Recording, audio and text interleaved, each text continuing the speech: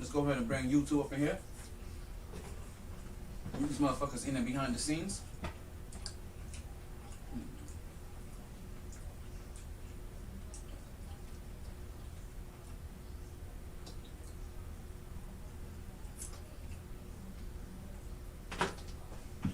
Oh man. Here we go. I got Instagram popping. I got YouTube started. Homie, yes. Let's go and bring Pop Bean Fam into the mix. Alright. Let's shoot shit over to the website so that anybody listening on the website can catch me live and hear me. A little pre-show shit for you. If you're listening on the website, but you'd like to call in and interact with the show, download the Podbean app. That's Podbean. Look for the MyT Sports Podcast. And then that's where you'll be able to download the Podbean app. Look for the MyT Sports Podcast in the live section. Once you get in the live section, just click on the chair or click on the open mic. And that's how you're able to call into the show. Now that I'm done rambling, let's start the motherfucking show. Somebody play my intro.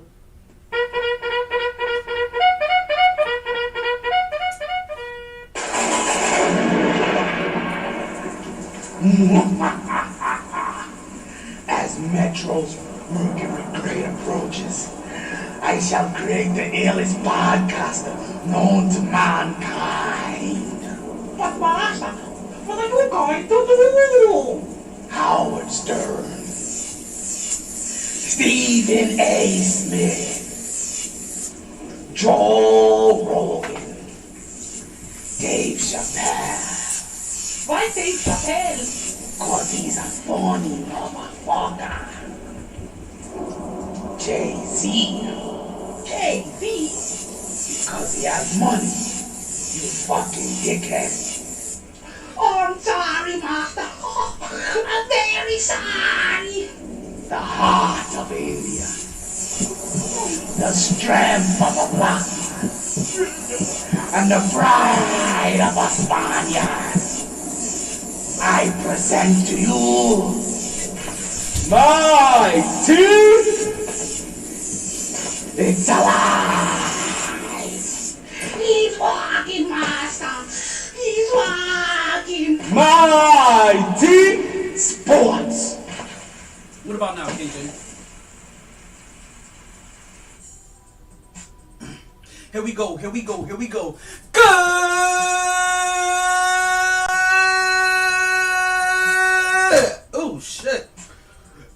Oh shit.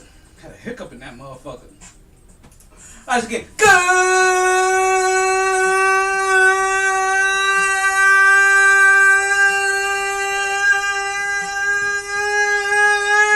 Evening! And welcome back to another edition of the MyT Sports Podcast.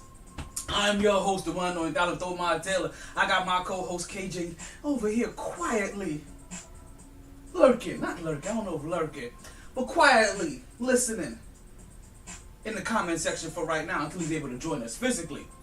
Boy, it's another Fuego day in the hottest city in the world. I'm telling you, it is July 7th. This is season 6 of the MyT Sports Podcast. You're listening to episode 138. Episode 138 of the season and excerpt 331. And boy, do we have a show for you today. I welcome you here. Listen. When I say we got a show for you, we ain't talking a week, so we got a show to you for today. Listen, we got the most epic story of Because I Got High. We have Bubble Balls Deep, CP3's iconic debut. Milwaukee needs to play like New York. I can't wait to get into that one with you guys. We got Blue Chew, we got birthdays. If you was on the Instagram, you saw me cut stuff in my face real quick. You understand? We got Rap Beverly attacks. You understand? We got my birthday in 10 days. Oh yeah, that's coming up. We got Chestnuts. We got Booker getting that glow. We got McGregor and Poirier 3. Apparently we have Bobby Bonilla Day. Like you understand? A whole lot happened in this last week. Oh, and we got some shit with my neighbors. All that and more on the MyT Sports Podcast. But regardless of all that shit, let's just forget all that shit, right? we're gonna have a good day today. So it's partly cloudy. We've had 50% chance of rain, highs of 84, lows of 76. I don't really know what the temperature was today. I really didn't pay attention today. It's just been good. It's just been good. And it ain't rain today. Ironically, it didn't rain all day today, at least where I was at. Like, we got rain every day so far this whole entire month, except for July 4th. Like, see, the week leading up to July 4th, we had rain. Then July 4th hits, bam, no rain. And then after that, we had rain again. And today, ain't no rain again. So listen, I ain't the one to complain. But, you know what we say here, regardless of the time. Hello? You play to win the game. Actually, regardless of the time is when we say, Take that, take that, take that. and regardless of the weather. Hello? You play to win the game. Listen, I'm not tipsy yet, but I do have a new flavor in my ear. Like, whew, that shit is fire. So, you know what I'm saying, regardless of the time, regardless of the weather, it's always a good time for us to talk some sports.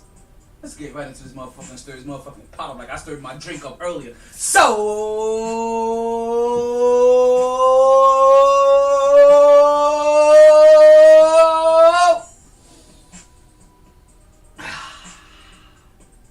let's start talking. Woo! Back at it like a sports fanatic.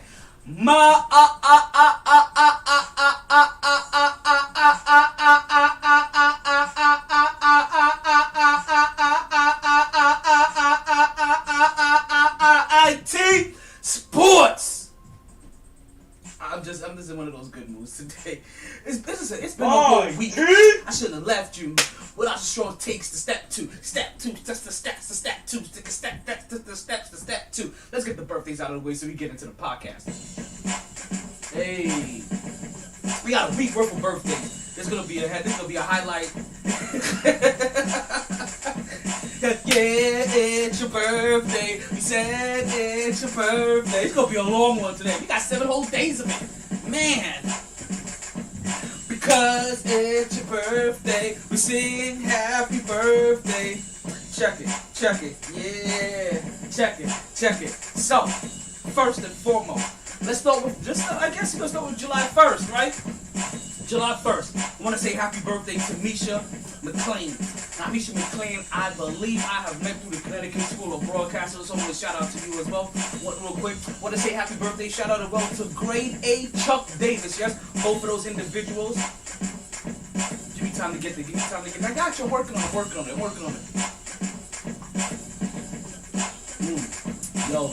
Yo, I'm sorry.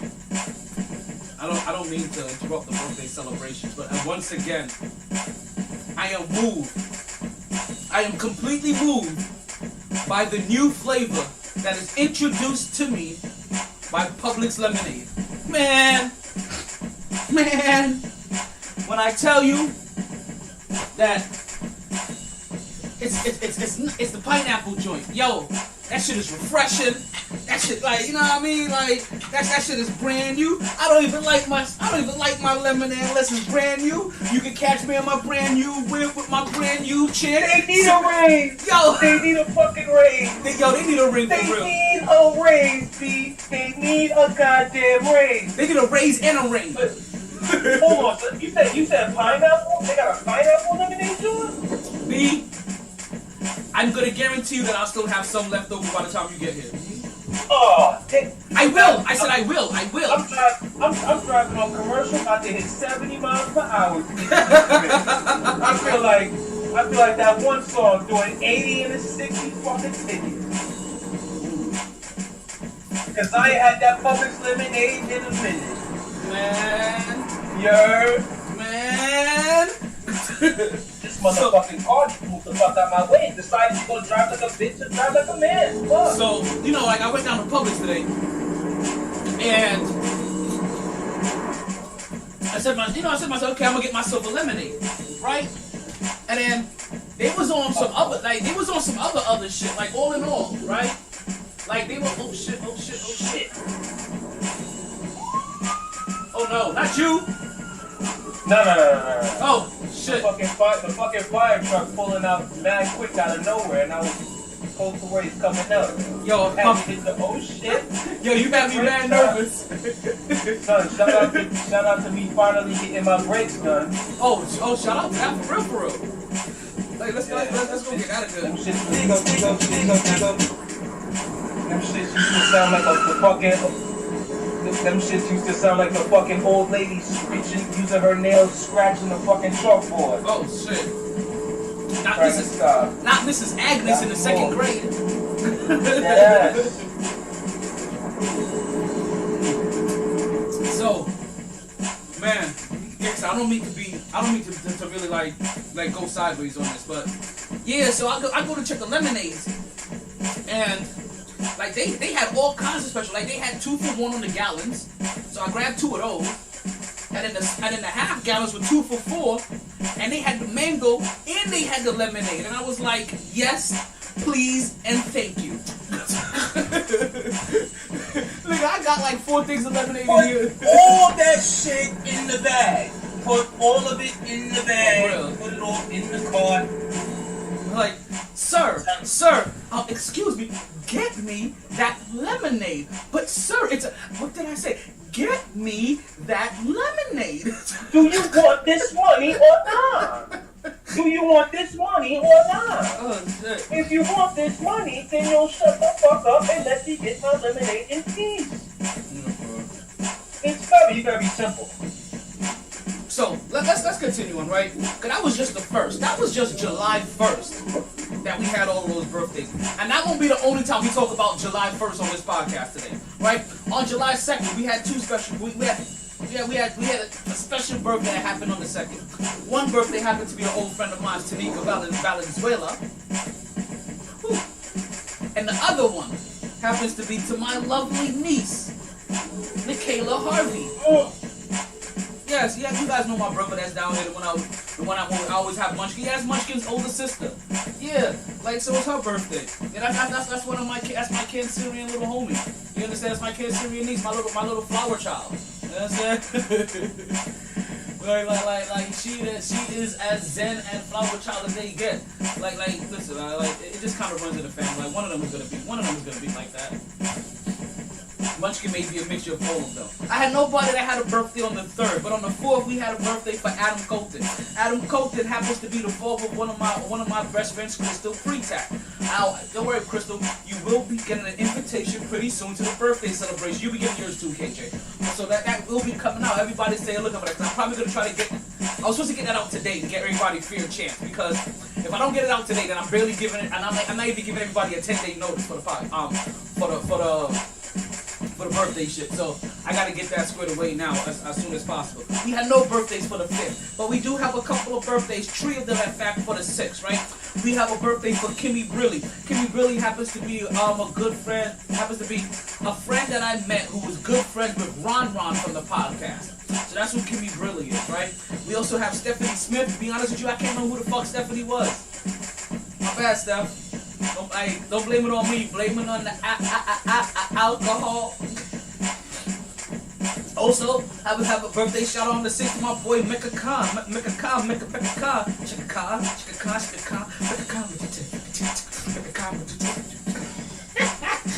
And then lastly, folks, today,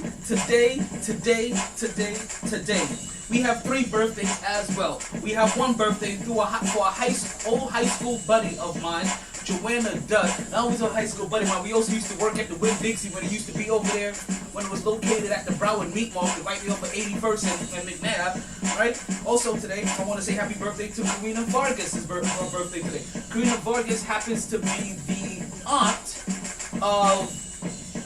of Lewis's nephew, or Monica's son. And depending on how you know this story to go. Right? So that's who Karina Vargas is. And then obviously, the last birthday, and this is a birthday today as well. I feel like I'm forgetting one. Like I feel like Kitty has a birthday today. And if Kitty's birthday ain't today, then Kitty's birthday is tomorrow. I could have swore Kitty's birthday was the 7th. But it could be something else. There's a birthday today that I want to give that shout out to happen to be to Edward Merced. Yes, folks, Edward Merced happens to be the proud uncle and brother-in-law to my boy Louis Mejia. Yeah. Edward Merced may also happen to be that individual that you guys may recognize from the Dopish Podcast Network. Yes, you've seen him many times here on the podcast, and yes, this happens to be his birthday, and I think he's turning like 22 or some shit. That motherfucker is like fresh out the womb. Like, I mean, like, you can still smell Similac on his breath. Like, I think when he runs too fast, like, his placenta falls, or like his umbilical cord starts to show. Like when I said that nigga is young, like, he is super young. But to all of you, right? Get it's your birthday. We said it's your birthday. Check it. Check it. Because it's your birthday, we sing happy birthday. Check it. Alright, so let's get this all out of the way. Right? To Misha, to Grade A Chuck Davis that I've known from PPW, to Tanika, Nikayla, Adam, Kimmy, Stephanie, Mecca, Joanna, Karina, and Edward, or Fluffy as we like to call him. I want to wish you all a happy birthday. I hope you party hard, enjoy everything, regret nothing, and remember to stay MyT.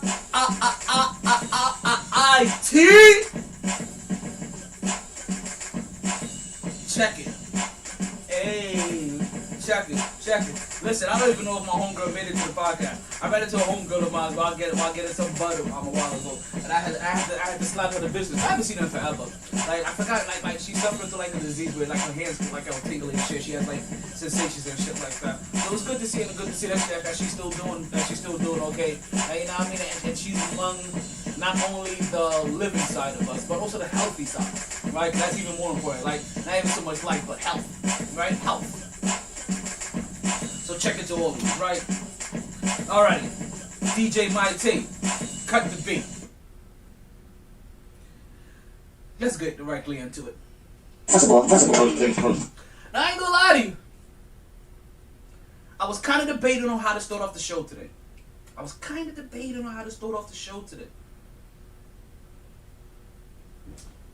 And then, you know what I said to myself? Don't put all this pressure on yourself. Ask the individual in the room. So I took a poll. My sugars took my poll as I asked her a question. Right? And what that poll was, which one would you rather hear? The story... Sorry, B. The story about the drug scandal? Or would you rather hear the story about the race and sex scandal? And she was like, race and sex. Only because she's already tired of the drug scandal.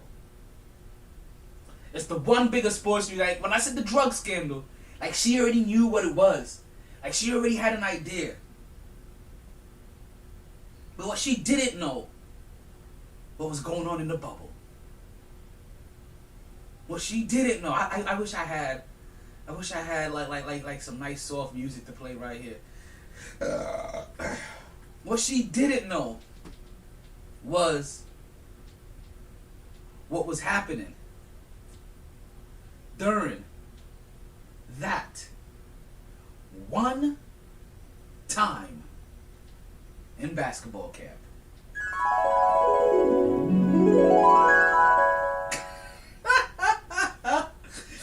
Listen. Oh, man. The more I learn about bubble ball, the more I start to love everything about what happened in the bubble. Because in the bubble, not only can you get yourself a nice blend of finely brewed coffee,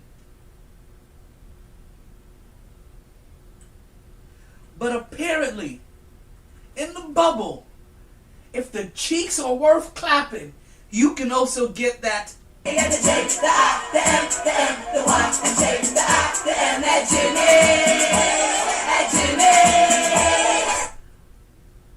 Apparently, you can get the Jimmy too. This is so Jimmy. I'll drop it again. I'll make it clear.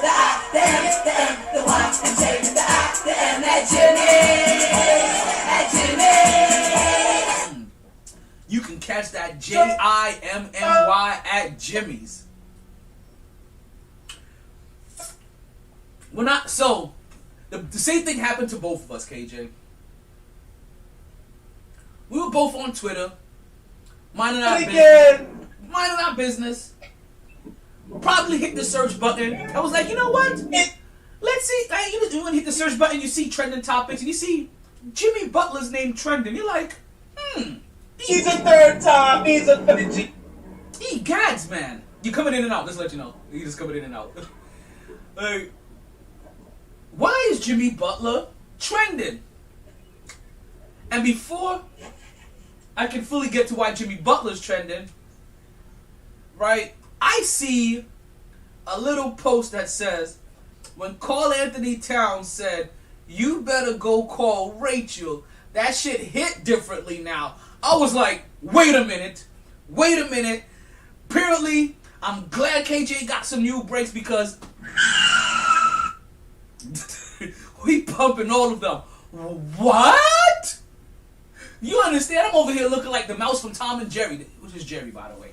Right? Tom is the Tom cat, Jerry the mouse. This will help you guys out. Tom was always a Tom cat. Tom cat. You know, in case you guys had a hard time piecing those together sometimes. But I was like, what? And then I saw what I needed to see. The affirmation. The confirmation. Jimmy Butler was out there clapping the cheeks of Rachel Nichols. So much to the point where the night of said clapping, there had to be a formal complaint made because they thought Jimmy Butler was bouncing the basketball in the hotel room.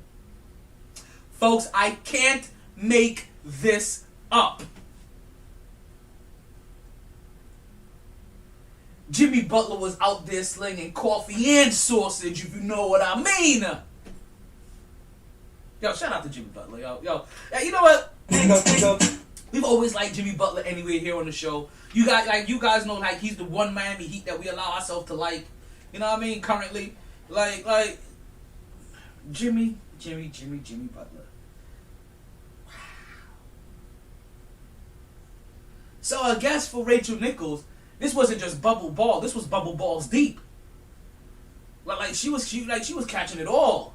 And now it made me reflect, right? Because I'm an asshole like that. It makes me reflect on all of the times that Rachel Nichols was talking about Jimmy.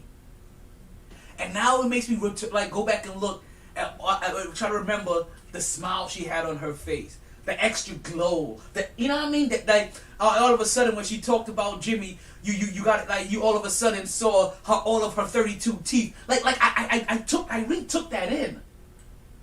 Started watching old episodes of The Jump. Just waiting for her to mention Jimmy and just watch her perk up a little bit. You understand? Look at her nipples and watch them get erect. Right? And now it makes me also understand why Jimmy Butler looked as exhausted as he'd ever looked in his life when he made it to the finals. This man was literally hurled over to the side like, man, I knew I should have went to sleep after that first nut. Like, oh God, somebody give me some Pedialyte. Like, what the fuck?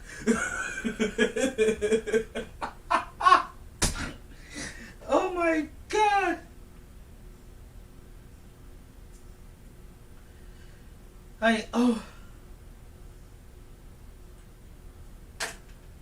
It is amazing. It is amazing, right? And now I'm gonna let you know. I'm gonna let you know now, right? Now it makes me a sucker, right? Because now I want to buy every single book that comes out about the bubble. I want to know it all. I want to hear about it all. Like, if you mentioned a bubble, like, man, let me tell you a story that you like you know how Gary Payton and all of them are sitting around now, Kevin Garnett, right? Like, you know what I mean? Like Stats and all these guys. Gilbert Arenas, like all these former players are sitting around now, and they're all talking stories. They're telling stories, and like, and the basketball fans like us, right? There's a couple of key moments that we want to hear. We want to hear stories about Jordan, stories about Kobe, stories about Malice in the Palace, stories about the Gilbert Arenas gun issue, stories about Allen Iverson in that final. You know what I mean? Like that's the shit that we want to hear. The New York, the New York Knicks and that chase that they had from 8-1, that rivalry. Like these are the stories we want to hear. But when this generation starts to leave the game and they start flapping at the guns, oh man! Anytime I hear them, I'm like, man, you remember the bubble? Let me tell.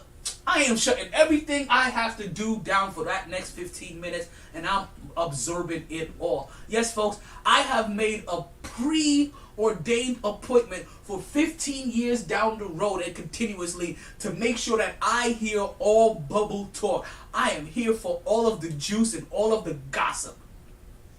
Just like Rachel Nichols was there for all of the... The J, the I, the M, the N, the Y, the J, the I, the M, that Jimmy. But goddamn, Rachel can't catch a break. Can she? Because not only is her name in the news for catching a Jimmy, her name is also in the news for not letting ESPN give up her spot to fulfill the black aesthetic. And I hope I said that right. Because I'm like most of you, right? When you first hear it, and you first hear that, damn, Rachel Nichols was hating on Maria Taylor, for the sideline reporting gig. I'm like, whoa, Rachel? Like, this, and I ain't gonna lie, this is probably like offsetting PR. You know what they say, like, damn, this is gonna be bad PR. You're gonna have to release something so that everybody knows that you love black people. She's like, oh shit, tell him I fucked Jimmy. Like, that gets you an automatic pass. She's like, oh, I'm sorry, you fucked Jimmy? Well, I'm sorry, let us renew your temporary black card. You know what I mean? We know you got the braids, you got the braids in a light brown version, but I mean, let us go ahead and renew you for another 48 hours or so. We gotta keep hopping on a couple more dicks. Let me stop. I'm like, yo, sorry. We love Rachel. We really do. We really, like, you understand. This is the MyT Sports Podcast. Right now, you are officially in what I like to consider the danger zone. You understand? This is a drop zone full of hot takes. Like, none of that shit is supposed to make sense half the time. I'm gonna poke fun at Rachel because it's a poke funnable moment. Because sometimes you have to be able to poke fun whenever people get poked. And I just find the timing of this really weird. Because first it was the story about Maria Taylor, and then it was the Jimmy Butler story. And like I said, I'm a cynic, right? Like I'm a weird cynic. Like I'm ingrained in the media. Right? Like I'm here now. Like this is what we do, right? And don't forget, folks, if you listen to the podcast and you would like to call into the podcast and join the conversation, you can fully call in and join the conversation by downloading the Podbean app. Go into the live section, finding the MyT Sports Podcast, and clicking on one of those empty seats. And that's how you get directly to the podcast. Hey, basically it's the same thing that KJ basically does to come in when he's talking remotely. And you're right, and here comes Mark finally making it remotely as well. KJ said that somebody's trying to ruin her. And something was trying to happen. And because two things happened, right? First they leaked her audio, then they leaked her personal love life. You know what I mean? Which could be taken a couple of different ways. Fraternizing with the athletes. You know what I mean? Like who knows? Like conflict of interest. Because maybe Jimmy Butler gets more talk. Gets more highlight points now. You know what I mean? When they're on the jump. Like who knows? But I find that ironic. Like I said, the cynic in me finds that ironic.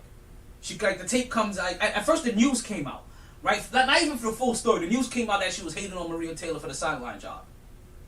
And then immediately after that, you start looking and you're like, damn, she clapped Jimmy. These are not by mistake.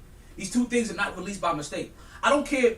Like, it's either the same person released both, or one person with some vindictive acts leaked the first one, and then her PR firm to counteract that leaked the second one. Hey, how do we get over a race scandal? Fuck it, throw out a sex scandal. People love a juicy sex scandal. They'll forget all about the racial shit. But also it's Rachel Nichols. And I want to say that when you first heard the information come out about Rachel, I don't know if most individuals were like me. Like, and not to say that I believed it, but my first reaction was, Rachel, no, not Rachel. I'm like, damn, I thought you was on our side. And then I heard exactly what she said. And when I heard what she said, I was like, I don't know. Like, this isn't as bad. Hold on. Wait a minute. Rachel Nichols got a husband? Oh, no. She's married to Max Nichols, and he looks like he should be cheated on by... No! Are they still married? He's a director and actor known for 2 night stands or whatever. Some other bullshit. Whatever. Did I just hear somebody walk in? I think maybe that's what I just heard. Oh man. So now her husband knows. He looked like a sucker. Like I don't mean that, but I do mean it. He looks like a sucker. He looks like a blown sucker. Like he looks like she should have definitely had cheated on him with her. Like the fact that, to be honest with you, the fact that she cheated on him with a basketball player, like he should feel honored.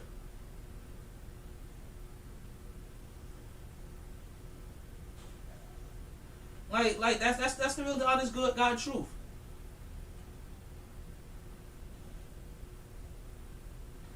Now I ain't gonna lie. A part of me is kind of looking for the audio for this. And I think I may have found what I'm looking for. Maybe, we'll see. But when I heard what Rachel Nichols said, right? When I initially heard Rachel Nichols' comments, I'm gonna tell you, I didn't take it as bad as the headline about her comments made it out to be. But that's what headlines do, right? Headlines should make you... Virgin pineapple. If you want to taste it first without... When I'm decorating a space, I start with how I feel. Oh, wait. I then how you feel.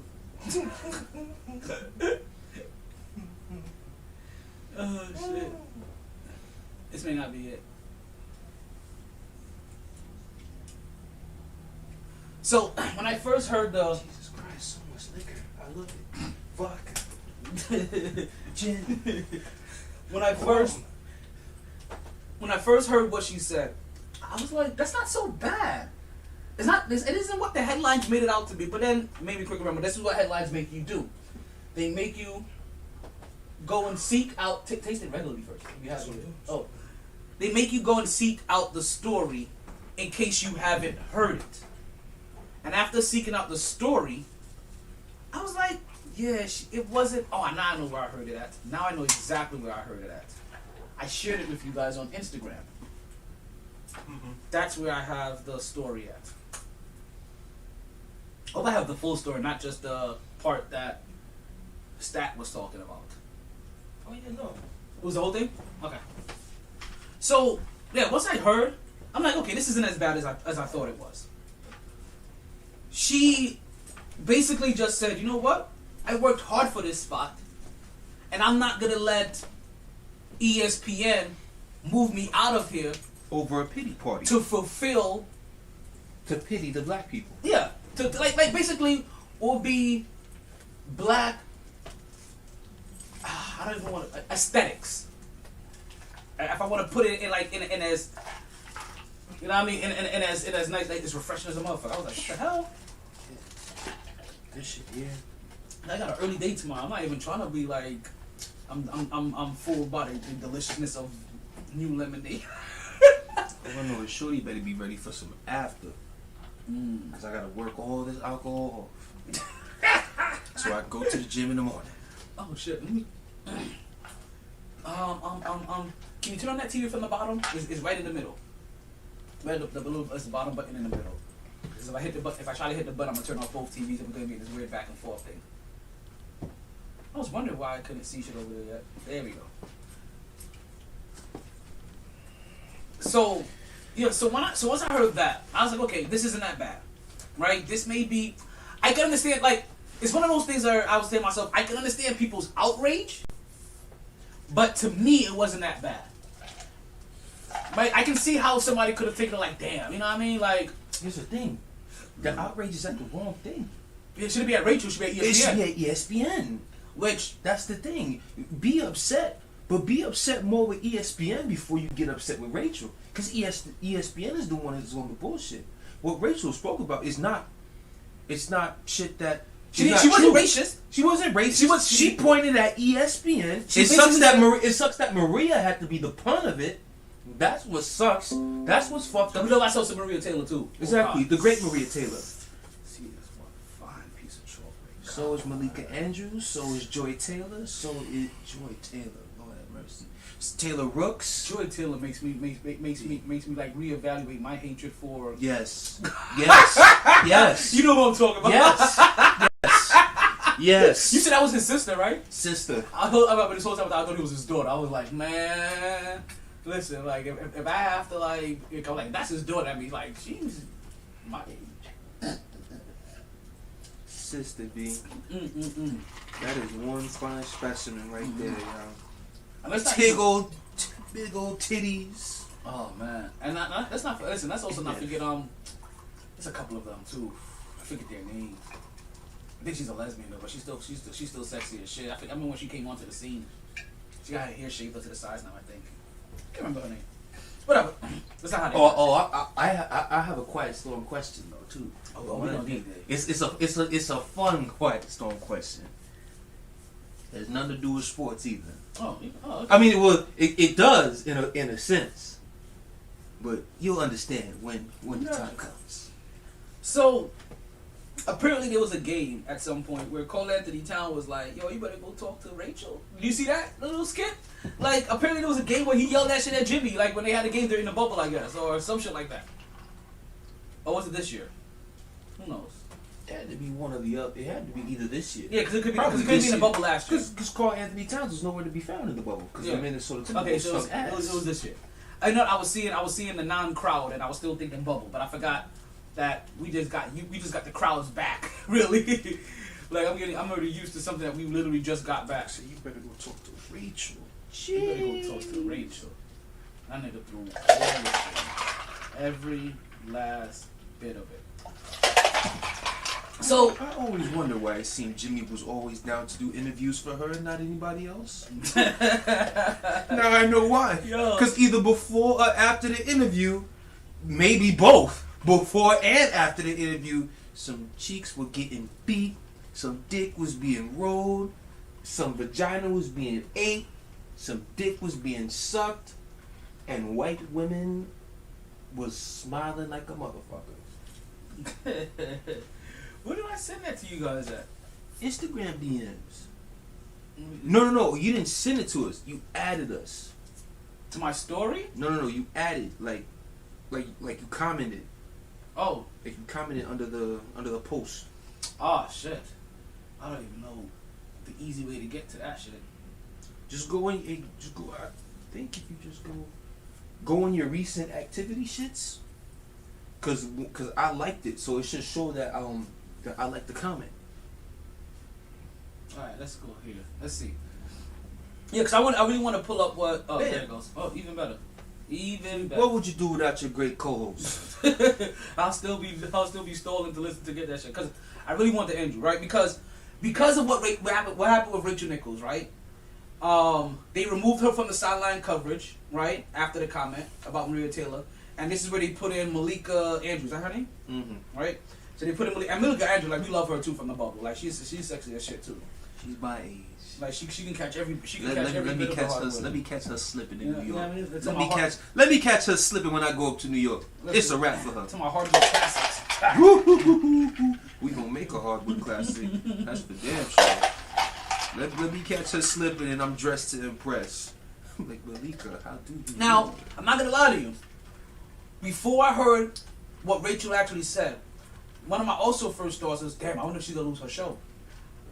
Because I quickly heard about her being moved for the sideline shit. I'm like, damn, she gonna lose the jump? And then I heard what she said. And I'm like, okay. She apologized on the jump immediately. Yeah. So I'm like, okay, she's gonna keep this job. Right? Because, like you said, like, she apologized on the jump immediately. The people on the jump, like Kendrick Perkins, you know what I mean? Mm. Like he was like, yo, Rach, like, I know what you were trying to say.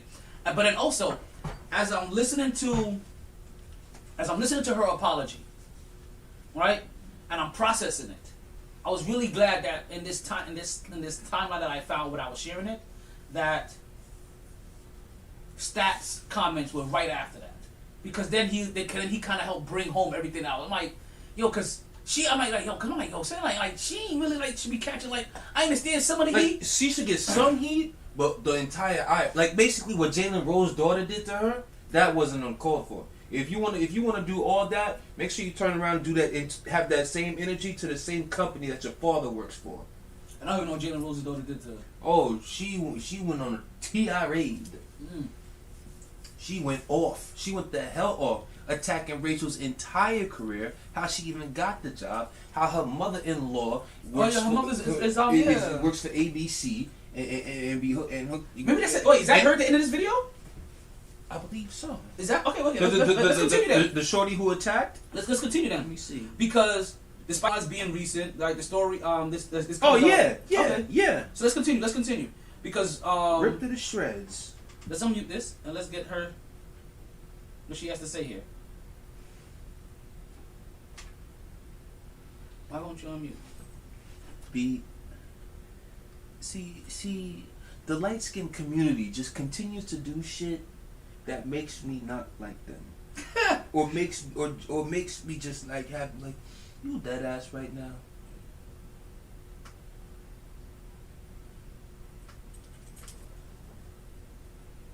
Jason Tatum honored to wear. I saw that.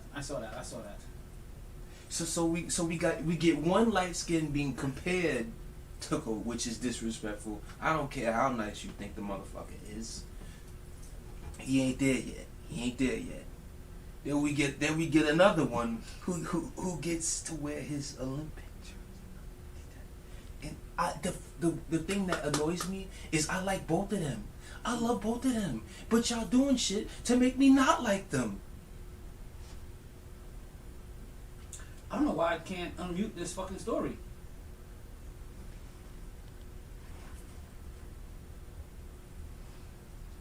Like, it won't let me unmute that shit for nothing. It keeps doing You can't hit the little sound thing at the bottom there? No, it keeps doing weird shit. Let's try this. Let's go with switch line. You better off letting me play it off my phone and putting it close to the speaker. Or you'll plug your phone into the speaker. That too. That'll work a little bit better. But let me try this one last time. Let's see what happens. Okay, so yeah, let's plug you directly into the speaker.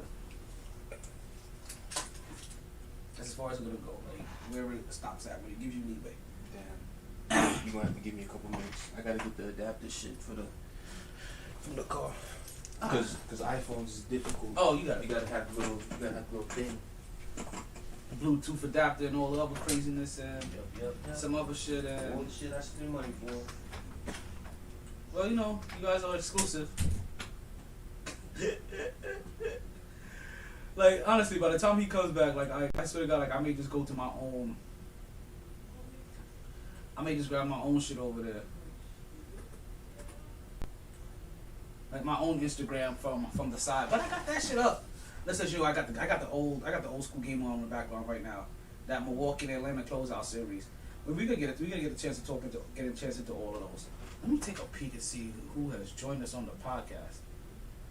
Well, we got Tin Man joining us on the podcast. What's going on, Tin Man? I didn't even see you guys hop in here.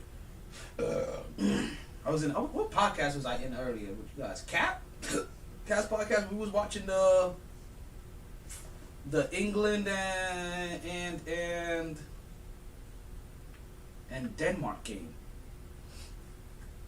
I think Denmark ended up winning that. Not in Denmark. Yo, that's funny. I think England ended up winning that game. What was it, 2-1?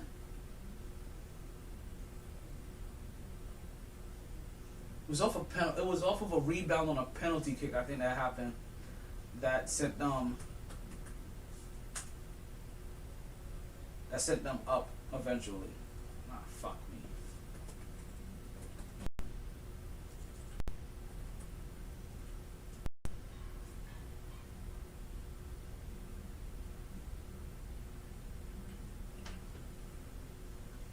Oh, we're still waiting on KJ. We're gonna continue. I'm gonna get this audio. Well, we're gonna come back to that audio, right? So, immediately after I saw Rachel's comments, I get Stats' comment, and Stats basically, he basically lays out the whole entire scenario for everybody, right? And it goes back to, like I said, what I've heard from Rachel was that it wasn't something that she said that was really bad. She just said, like, you know what? I'm not gonna be victim to somebody else needing to play the race game. That's really what she said, in the most diplomatic way that you can possibly imagine. To be honest with you, like, I couldn't have imagined a more diplomatic way to say what she said, outside of the way that I said it earlier. Like, that's the only other thing that I can possibly think of, right? Like, because outside of that, like, there's no better way that you can say, like, I am not gonna be the reason why, you know what I mean? Why you take away I'm not gonna be the reason why you suddenly just take away my opportunities like that. Like, nah, she wasn't having it. She wasn't mean about it. She wasn't disrespectful. She wasn't nasty. She didn't use any racial slurs. Why go on, sugars? Like, she didn't do none of that shit. She just pointed out, kind of matter-of-factly, that... Let me know when we're good. Oh, we're good. So go ahead and start playing what Rachel said. Instead of hosting the NBA Finals, like, what did you do Doris' silent reporter job for the NBA Finals? Because guess what that would put it away for?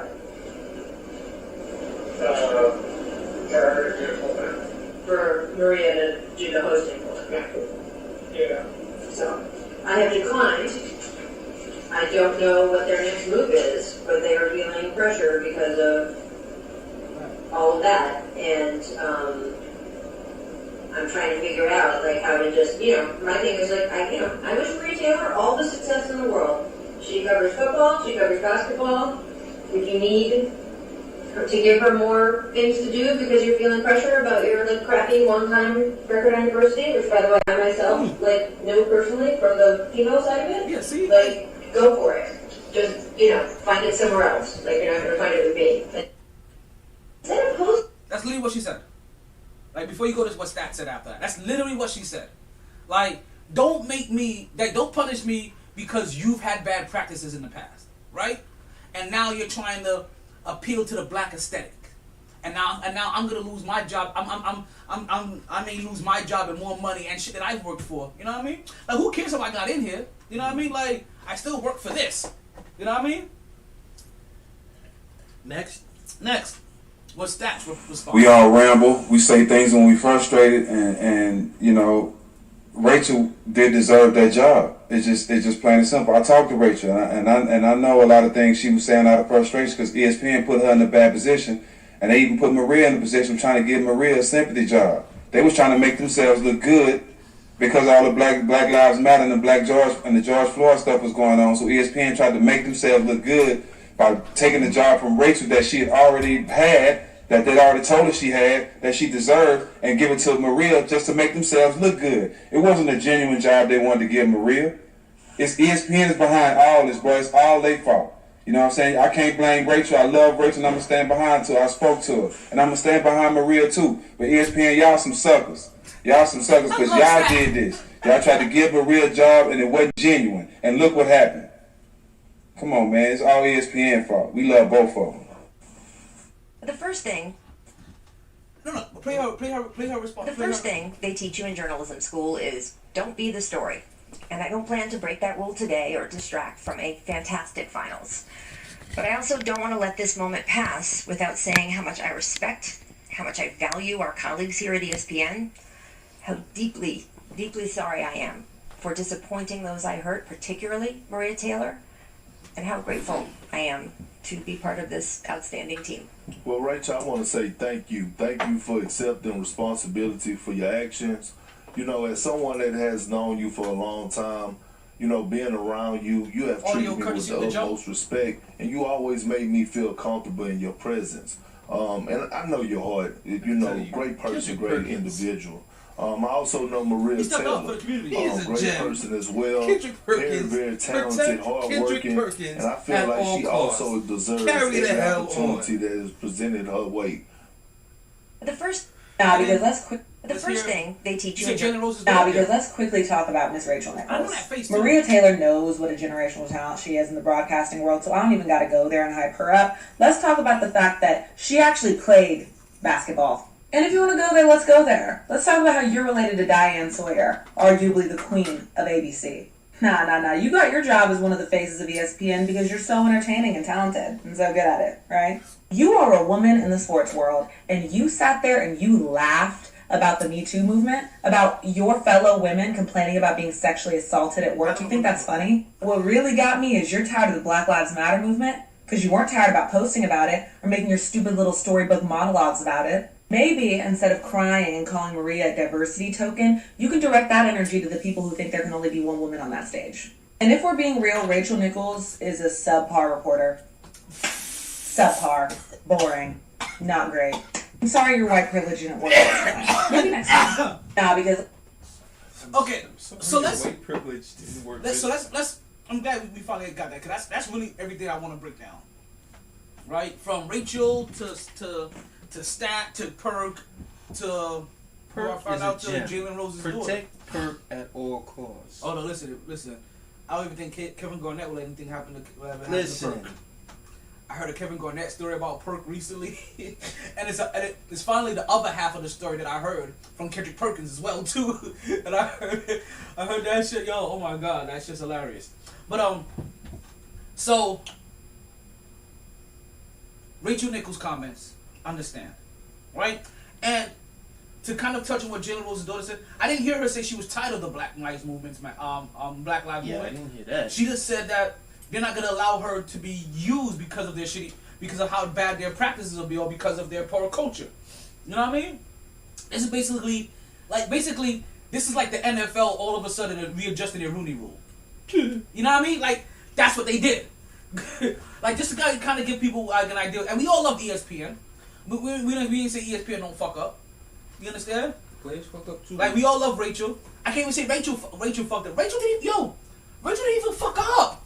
Rachel was like, not fuck up. Rachel didn't even fuck up. Yo, she was so eloquent. Yo, see, sometimes you just have to really understand of what she did. She was so careful with her words. Like when you hear her talking, you can hear her like really calculated. Yeah, like listen, like I'm not gonna let them take away my job because of like, all of you know, because I'm gonna tell you. Let me tell you. Let me tell you what's one of the big things that probably stood the most. If she wasn't, and I don't know if she is or not, but I'm gonna tell you something that definitely stood out to me. If she wasn't for us, or if she had malice in her heart towards black people, when she said that, she would have said, "Oh, they just wanna do this because of all the bullshit that's going on." She didn't say the bullshit was going on. She didn't dismiss the black. You know what I mean? Like because other people that's been heard talking like that behind the scenes, even when it's something that's viable, where they should be offended, where Rachel Nichols should be offended by what ESPN did, they take that moment to spit venom. She spit no venom. She ain't spit no venom. No. She made sure she stayed away from spitting venom at the Black Lives Movement. She stayed away from spitting venom at Maria Taylor. She even stayed away from spitting venom at ESPN while still calling them out for having bad practices for African Americans and women.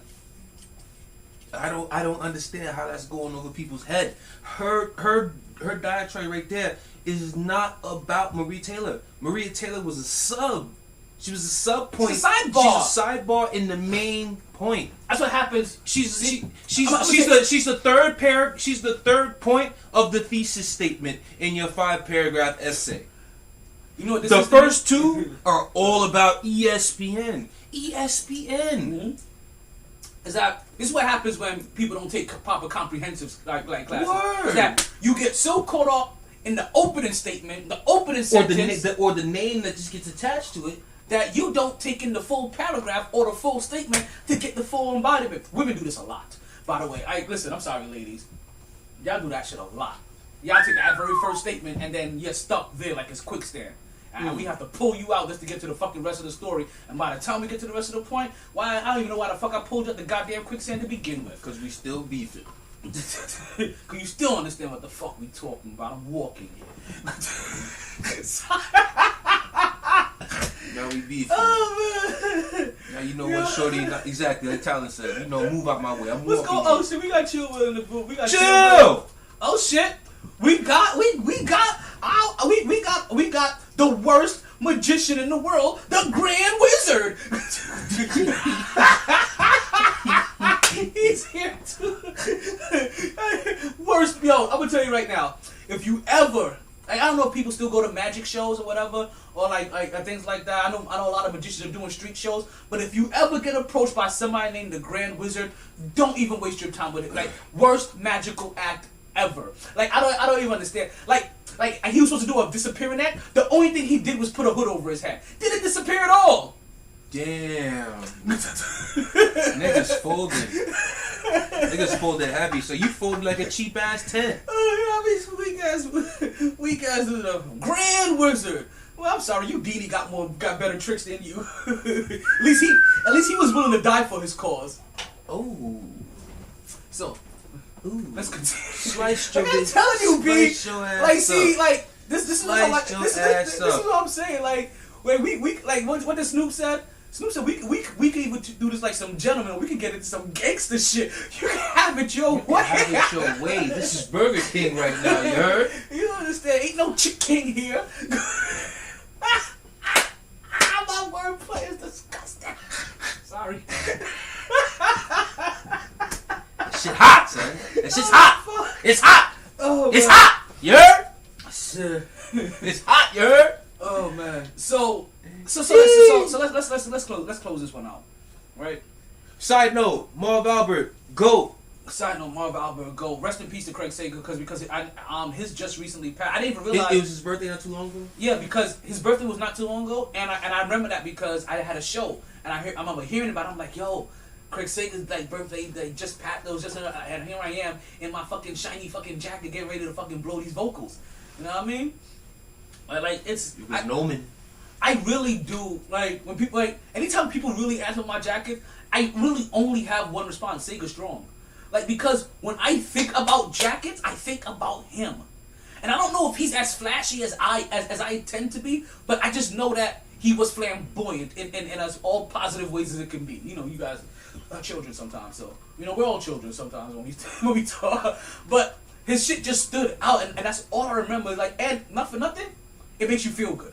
Like, as silly as it may look to other people, it puts the smile on my face. When I look down, I see that shit puts a smile on my face. Like, every once in a while, I pass myself in the mirror, I forget my own beard has died. And I be like, oh shit, it's time for us to flick our lights 7 times in honor, see transitions, in honor of everybody that has been affected by, we're going to move to the next game anyway. Oh, I got nothing else to watch.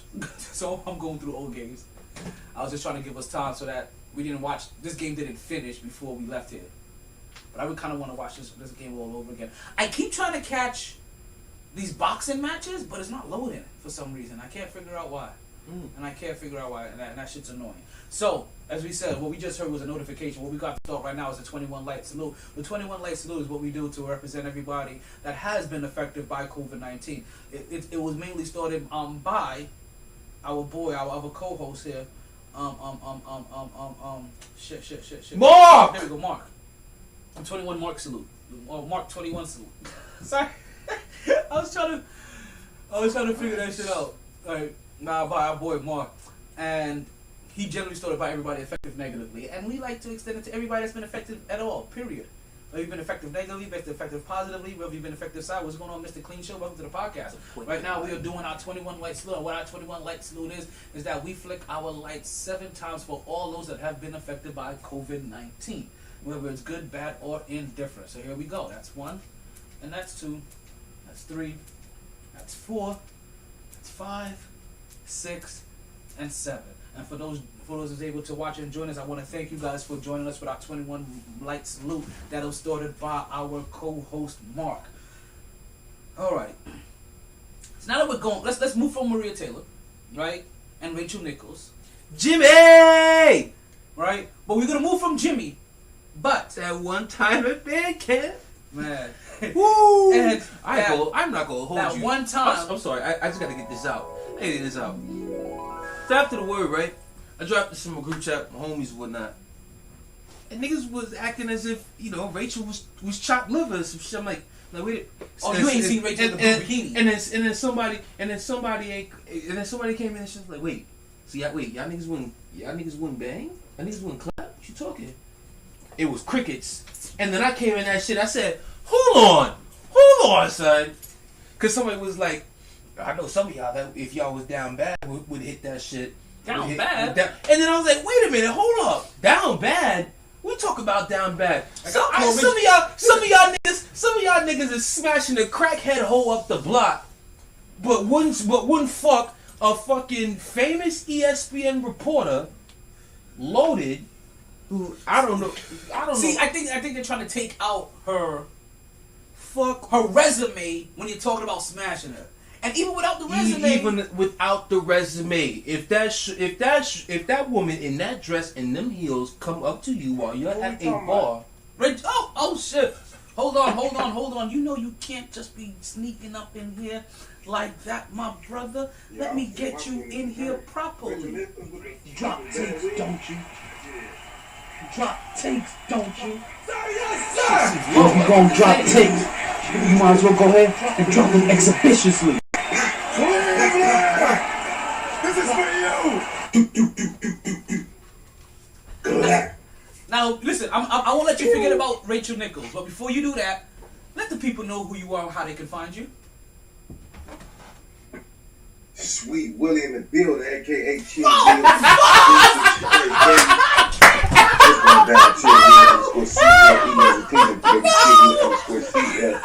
Danger zone! Oh my god! That nigga said Sweet Willie. Sweet Willie! Yo, I'm not fucking with it. No. Hey, they know my name. Don't jack that. They know my middle name though. Hey, that's something the ladies You call better not chill say my with. middle name. Hey, you better not say my middle name. That's like something. Hey, for you. Don't jack that. That ain't for you. Don't jack that. Oh my god, that's like LL. That's like saying LL's Cool J's name the long way. Like, no. Yeah, y'all can say that. You can't repeat what I repeat. Hell nah. Trust me. If any one of us say that, yo, big pause. Delicious. Big pause. Get that shit out of your But don't worry though. Don't be surprised if that gets added to your intro by next week. I'm not even gonna lie. You set yourself up. I'm not even gonna hold you. I'm not even defending that. That ain't set up. Listen, that ain't no set up. That's my name, baby. They call me Sweet Willie, baby. Hey, if you ever want to call. If you want to call, I do house calls, baby. Hey. Shit would sound like he should have been in roll bounce. Yo, this is Humpday for real. That's how we get going. Free drunk uncles in the building. Hey, baby, I ain't gonna beat you. I'm gonna treat you. Hey, for real. I'm out here to treat you. On this pimp shit. I'm dead. I see. That's what happens when you talk about Snoop They call Dogg. me Did we Sweet talk Willie. about Snoop Dogg yet? They call me Sweet Willie. Hey, baby, they call me Sweet Willie. You can guess my middle name if you want to, baby. Use your imagination, for real. That's how I go, baby. It start with a D. Hey, I can help you out. And it start with a D, baby. But you know, hey, if you want to talk, when you want to talk about it, come in over there. You know what he's like? He's like, Where's Poet at? You know he's like, you know what he sound like? He's like, I told that bitch, you without me is like heaven without the C notes. You'll never go platinum. Exactly, baby. Exactly, baby. Yeah. Yeah. This is some Snoop Dogg's first album shit. Oh my god. Where's old doctor when you need her? Where's Poet Nat? Oh shit. Be hilarious. But yo, kid. Oh god. But yeah, nah, niggas was acting like Rachel was some ugly shit. I said, yo, son, you go tell me if that woman come up to you in one of them dresses that she be wearing, and them heels, at a fucking bar, and says she wants to smash, you not fucking... Like, listen, yeah. Like, listen, she's getting it on two different fronts, right? She's getting it on just the looks front, and she's also getting it from a professional front. Because from a professional front is what makes me want to smash Oprah. Like, shit. Like, to this day. Like, I don't care if she's done with menopause. Like, listen, we gonna reactivate an egg somewhere. Oprah got a fat ass. Let's get specific. Oprah got a fat ass though, so. Exactly. Okay. Resume. Like, that's what I said. Resume. No, you said professional isn't what she does. You talk about that paper, brother. Listen. You talking about that paper. Trying to make her figure all about that old ass nigga with that nigga with the old ass name. She's still a black woman. She got a big Black booty. queen. Yeah. Black queen. And she was always thick. Like, she was trying to make herself thick for 2 days. You can call it whatever you want to. Yeah. But tell me this, yo. As you became an adult, and you was trying everything in your power to fluctuate your weight, you know what I mean, trying to stay within certain ways. Did that not make you understand Oprah's plight growing up? Like, you remember Oprah's plight growing up? She was always big, then small, and small, and big. She was always trying to get into, like, the size that the network wanted her to be, but she couldn't, you know what I mean? Like, I'm like, I really understand her plight now. I really do. I really do. You know what I mean? But she'll still catch it. Every single chicken wing that I got in the pantry. Straight salmonella. Ah, ski. Ah, ski. Speaking of, ah, ski. Okay. So before we get there, right? Speaking of hot ski, let's go ahead. Let's go ahead and bring the sponsor in real quick, so I can tell you this story about. Listen, if we're gonna talk about Jimmy Butler and balls deep in the bubble, right? Bubble balls deep, right? And we're talking about ski. Hey, yeah, that's the Jimmy with the 3. Man. Then we definitely gotta talk about our sponsor. And who do we have our sponsor? Yes, you folks already know. We have Blue Chew. Blue Chew as our sponsor. Blue Chew's that little blue pill that's gonna give you back your thrill. Oh shit, my script just shut down. Just open up a pack before you head to the sack. Just a few chews before you do. She's gonna love how you come through like a champ when you Blue Chew in advance. And folks, with today's promo code RLHH, that's Romeo Lima Hotel. Yes, folks, today is Humpday. We're talking about cheeks everywhere. Maybe you could come to my hometown and I can give you my room key. Myself good. Everyone like a cutie. You understand? Wanna come to my hotel? All you gotta do is holler at me. Cause if they're in the after party, we check it out 6 in the morning. Damn, I just sung R. Kelly. That's the first time I did that shit. Yo, no, for real. Like, I couldn't even help myself. Yo, Jesus! Hey, God, hey. Hey, I regret that. You know what happens? I realize when it comes to R. Kelly, every song comes out. He's just too ingrained into my culture for me to be able to fully expunge him out of my lexicon. It's very hard. But then you listen to certain songs, you like. I can't even think about you singing this to a grown woman. I would never let any of my nieces or my hell no daughters or anything like that ever. Like, you understand? Like I can indulge in R. Kelly. You niggas stay 28 million feet away. I need you on. Listen, if he's in China, then you're in USA. If he's in USA, then you need to be in fucking China. I don't even want y'all niggas in the same state. Word. Country. time zone. Whatever, however we gotta break it down. But checking out 6 in the morning. Romeo Lima Hotel RLHH is the promo code for today. And folks, let me let you in this little secret. Come in close. When you use that promo code, you get your first shipment for free. That's not free $99. All you gotta do is pay for shipping and handling. Listen, you're gonna get this, and then she's gonna get that. And then we talk about this or that. This or that. This or that. This or that. What's up, Nazi? Alrighty. KJ, You can get with this, or you can get with that. alright, so I have it's so many when we don't see each other for a week, right? There's so many stories that happen. Like, I have a story about when animals attack. Because apparently, unbeknownst to me, until today, I found out that KJ saved one of my neighbors from an animal attack last week. Hey, man. She stops me today and she's like, she's like, oh my God, did your friend tell you what happened? I'm like, which friend we talking about? I had a lot of people leave my house in this last week. You understand? Like, really just like 4. Right? So, like, what are you talking about? And then she tells me that, she had a raccoon that was over there. They had a little Mexican standoff in the driveway. She couldn't get inside the crib. And you were like, yo, I can get the raccoon out, but then you're going to have to let this coon in. You know what I mean?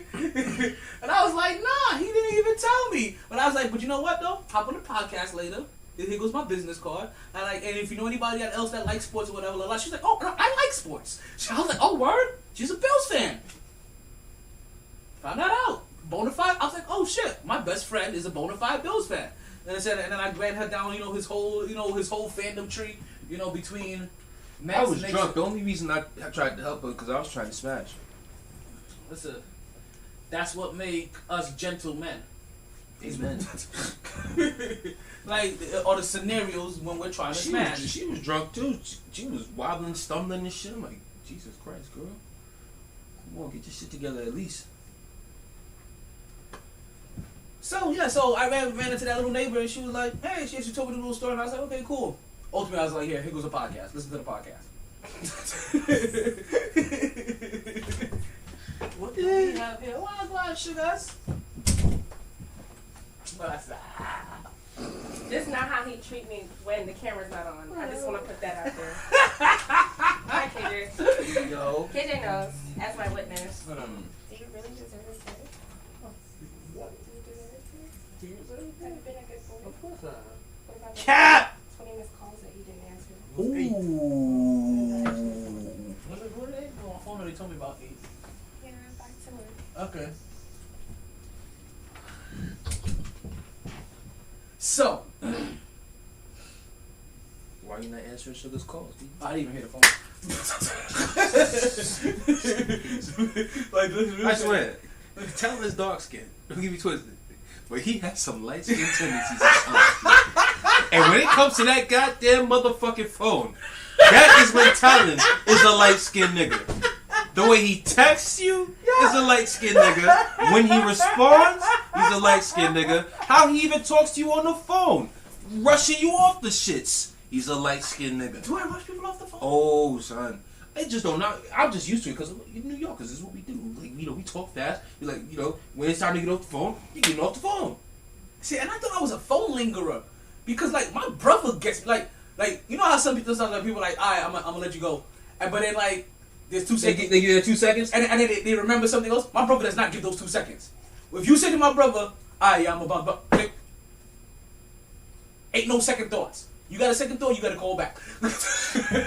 Like, be like, and chances are, you're going to have to hold that thought till the next time we speak. It ain't even that important, dog. It ain't even that important. Like, like I forgot what it was anyway. You know what I mean? So, KJ, you said that you had a sneaky question for us. So, Oh yes.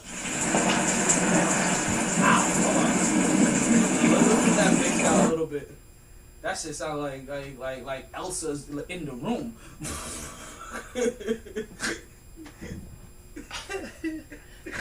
One thing we gotta talk about is that NIL shit. I got some shit for that.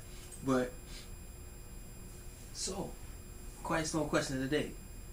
Finest female sportscaster. Ooh. It could be if you want to keep it today, we can keep it to today's sportscaster. We can go all time. Whatever you want to do. I don't know their names though, man. Let's see. You see, Chill had to come back for this one. I'm down with this. But I know I'm down with the chauvinism. But hold on, before y'all start. Hey, T, you got a like a Facebook and Instagram for this podcast? Yes. All right, cool. I need to follow that shit, and we'll talk further off of it. It's like some marketing shit. Bet. I'm been doing. So I ain't no charging that. I've been trying to get shit cracking on a lot of different levels. I got some game to put you on.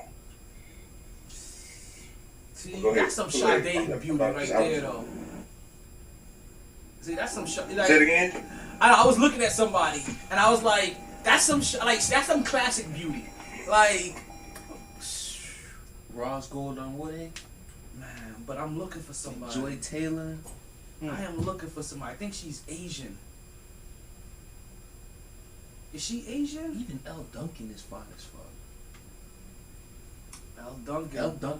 Elle Duncan, she's not even the finest one.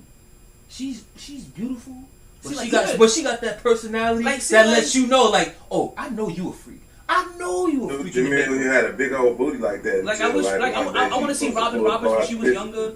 Like, I mean, Jalen Rose wife. No. Jalen Rose wife. I hate that bitch. I hate that motherfucker. I don't care what you think. I'm just talking about fine, man. What type of? Do you say that when you about to knock that shit down? You right. You be saying that while your penis in there. I hate this bitch. You right. You right. I'm sure you said that several times. You right. You right. I'm just saying. You right. It's just.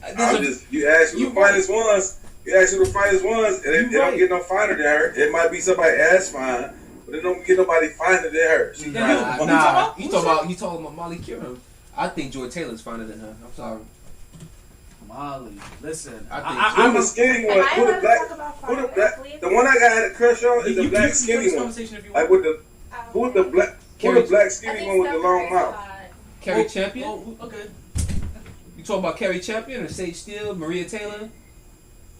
Sage Steele, yeah, I just like her. That's what I was talking about. I pointed at Sage Steele. I was like, she got that classic beauty. She got that Sade kind of beauty to me. Rose Gold is fine too. What is? Titties, my baby don't like it. Who? Rose Gold. Who is fine? Rose Gold on Woody. Who? Rose Gold. Rose Gold. Yeah, that's her name, son. Yeah. I was trying to make sure I was getting it right. I don't really know her. So now we know their names though. Oh, I got her name. Search her right now. Who? Rose Gold. Or actually, better yet, I got her on Instagram. Chill. I'll send you her Instagram. You said Rose Gold? I'm not gonna follow it. I don't follow pretty women's Instagram. No. You don't have to follow her. He's just gonna show. I'm just gonna share the profile with you. Roger. I'm sending it. Yes, just sent it in your DM right now. Damn it! She was a sideline reporter. Come on, cuz. Oh, you know what? I'm tripping. I already know who I'm picking. The chick from WWE. Oh my God. WWE. Yeah, she's on ESPN now, and she has First Take, Her Take. Oh, Charlie Arnold. That's not a bad choice. Not a bad choice. What's her name? Charlie. She when Molly's not hosting First Take, she's the one who hosting First Take. Like she's a nice one. She's one of my more recent. She's nice. Yeah, they had one time where they showed her full body on First Take. I said, "Ooh." Like I said, she's from wrestling. Like she's a wrestler. She's not a wrestler, but she does all her commentating. Is fine. Who you talking about? Rosgold. Oh. Cause she started doing silent for the Warriors. I didn't even really see who that was. Like she got a big ass head. She started doing sideline reporting for the Warriors, and then she went to TNT. Now she's at ESPN. Yeah, that motherfucker. She's a mentor to what's her name, Malika. Okay, I see her. Talking about the one that got that Rachel Nichols was talking about. I don't know. That's you know what? Maria. I ain't gonna lie. She look like her armpit stink. Oh God! now I look at her different. Sorry. Now you done tainted. But you know what? You done tainted. There's no problem with that, man. What's the chick name that Rachel Nichols was talking about? Natalie, she's here. What's going on there?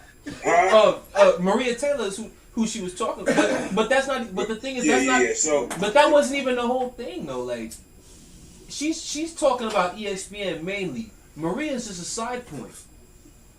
Like, I didn't hear her whole conversation. So you heard the whole conversation? Yeah, we played it earlier. We played it earlier on the podcast. I'll send that. But to how you did they get that? How did they get that clip?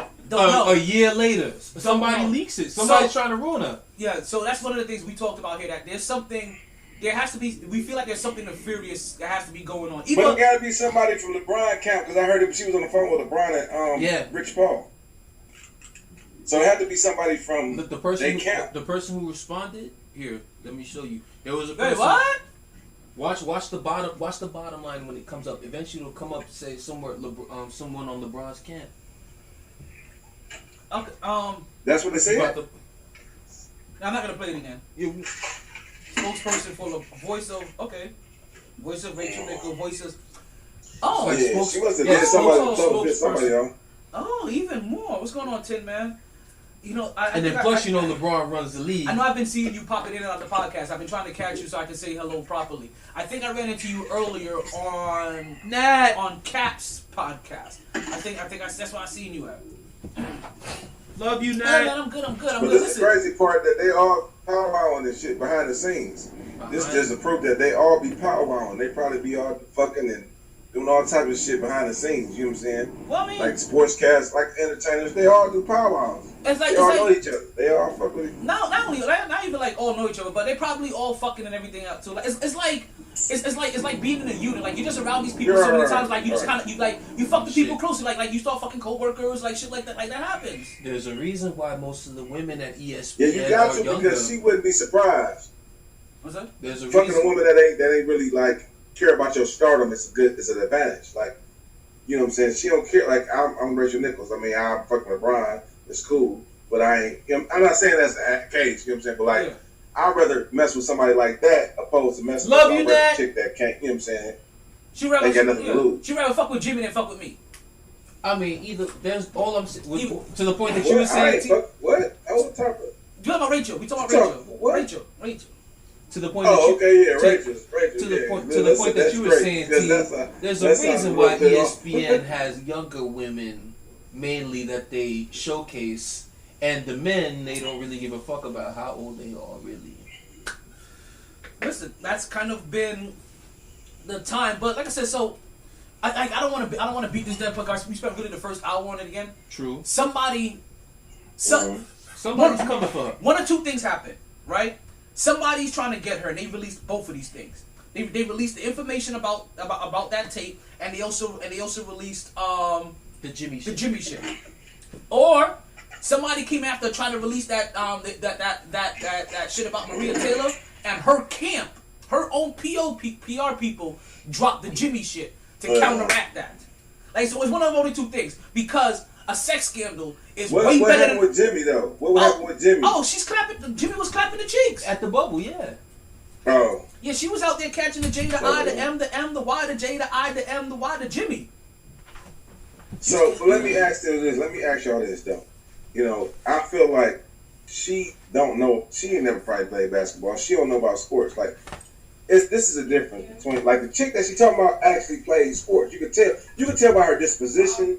You can tell on the show. Like you can tell that she was like one of them locker room chicks playing softball. That the crew like, fucks with. Yeah. But you also like Rachel Nichols probably played like softball, like in. Oh yeah, she definitely like softball, volleyball type. She got those softball. I'm just saying she probably. But I'm just saying my point is that she probably not even really like. She's a person that found her lane because she was a woman, and period, and she was a caster. So if you're trying to meet the status quo of trying to fit a bill, you know what I'm saying, you get a woman. Like women, a lot of women nowadays, well not nowadays, back in the day would get jobs just because they was women and they could learn sports. They didn't necessarily know the game. It was just like, all right. Like that's why Cheryl Miller, I like Cheryl Miller because she actually played and she brought a good perspective to the game. So she know, you know what I'm saying? So, but it's other women that don't do shit, but just be pretty, and they get on the, you know what I'm saying? But they're not stupid, so you can Chill, learn Will. the game. I wish you could see this nigga talent face right now. You said Cheryl Miller, and for 1 second he was fucking with it, and then he remembered that who she's related to. But I'm saying like, can I say the one thing? You know, it's the one thing I want to say about there's some women like we got a one of the greatest women's basketball players. She don't know nothing. She ain't never played a sport in her life, but she's still like one of the main pundits on it because she learned football. You can regurgitate what men say. She ain't stupid, so you can learn it. And I never really played it, and that's kind of pissed me off. That's why I feel about Rachel Nichols. So you just got a job because you found a lane as a woman that was advantageous to that lane because it wasn't no other people there. Now it's really like they letting these women that's been playing, that come and do their jobs, and so it makes sense though because she really knows about basketball. Yes. She's a hooper, so you want her beyond her being black, white, or indifferent. She know the game, so that's what she should be at. You really the sore thumb. You talking shit about her, but you really don't belong there because you ain't even never played basketball. You just kind of learned. You heard what you heard. You learned what you learned over the years, but you still don't know basketball. You know what I'm saying? So that's how I feel like she just fucked herself up by saying that, or they put it out on her, but that's kind of fucked up. I mean, my whole thing with it is Rachel is more. She's not even ticked off with Maria. She's more coming at ESPN for how they've always moved when it comes to women in certain places and black people being hired in certain places. Maria just happened to be a pawn in the argument. So she mad that ESPN hired black people? No. She's not mad at that. She's mad at the process. She felt like ESPN did that as a publicity stunt. In terms of Maria, because Rachel was set to be the host last year at the Bubble, but then all of a sudden, obviously with everything that was going on, and ESPN has always been one of those things that's been late to the party. Yeah, to look. So good. they said they did it. That makes sense to fit to fill the black aesthetics. But at the same time, it makes it seem like Maria, for one, is not even capable of that type of job, even though she is. No. Talking about no, it don't make. First of all, it don't make it. No, that's not what it make it seem like. Yes, it does. Because she plays basketball. No, it does not at all. Not even close. Just because you feel just because you feel like, hey, you know what? Let me get a black person in here that's called Shaq or Kobe. You know what I'm saying? Rachel was already the host because of publicity stunt. Rachel was already. I got that, but she already had the job. Exactly. She already signed the contract. But that don't mean she's not qualified for the job. I'm not saying she's not qualified. It makes it seem like it. To me, she's qualified. And Rachel never said that Maria Taylor wasn't qualified. Exactly. She actually went out of her way to point in the comments. She went out of her way to point out her qualifications. So that's why it don't make it seem like that. Is what I'm saying. Yeah. That's why it don't make it seem. It don't make it seem like nothing. Like maybe that she's black, but that was one of their requirements. Probably when they sat down. Remember they had that powwow, Chris Paul, and all them players came. They had the power with the NBA. That's probably one of their stipulations. Hey, we want black faces, and so she was just a victim of circumstance because we want you out there anyway. We want that was one of the requirements. We just don't want a logo. That was one of their big things. We don't just want you to make us a symbol, make a logo, and then be done with it. No, we want active change here, and that was one of the active changes they had. And so that's what it was a part. Like I said, also as ultimately The blame is on ESPN because ESPN probably wanted to get her out of there anyway, and they probably found the perfect storm opportunity. Exactly. Like they probably wanted to move her. They probably I wanted don't to think that. like. Listen, I'm not saying I don't know for sure. Because I'm just saying it's probably one of the possibilities that they may have wanted her out of that position for a while and probably wanted to make that change. But maybe Rachel just loves that position so much she really, you know what I mean? For whatever reason, she's Diane Sawyer's. You know what I mean? Like She's bored as hell. She's bored as hell though. She'll be back at TNT come next season. Like I don't see her not being around. Like I don't see what she like. I still don't see that she did something wrong.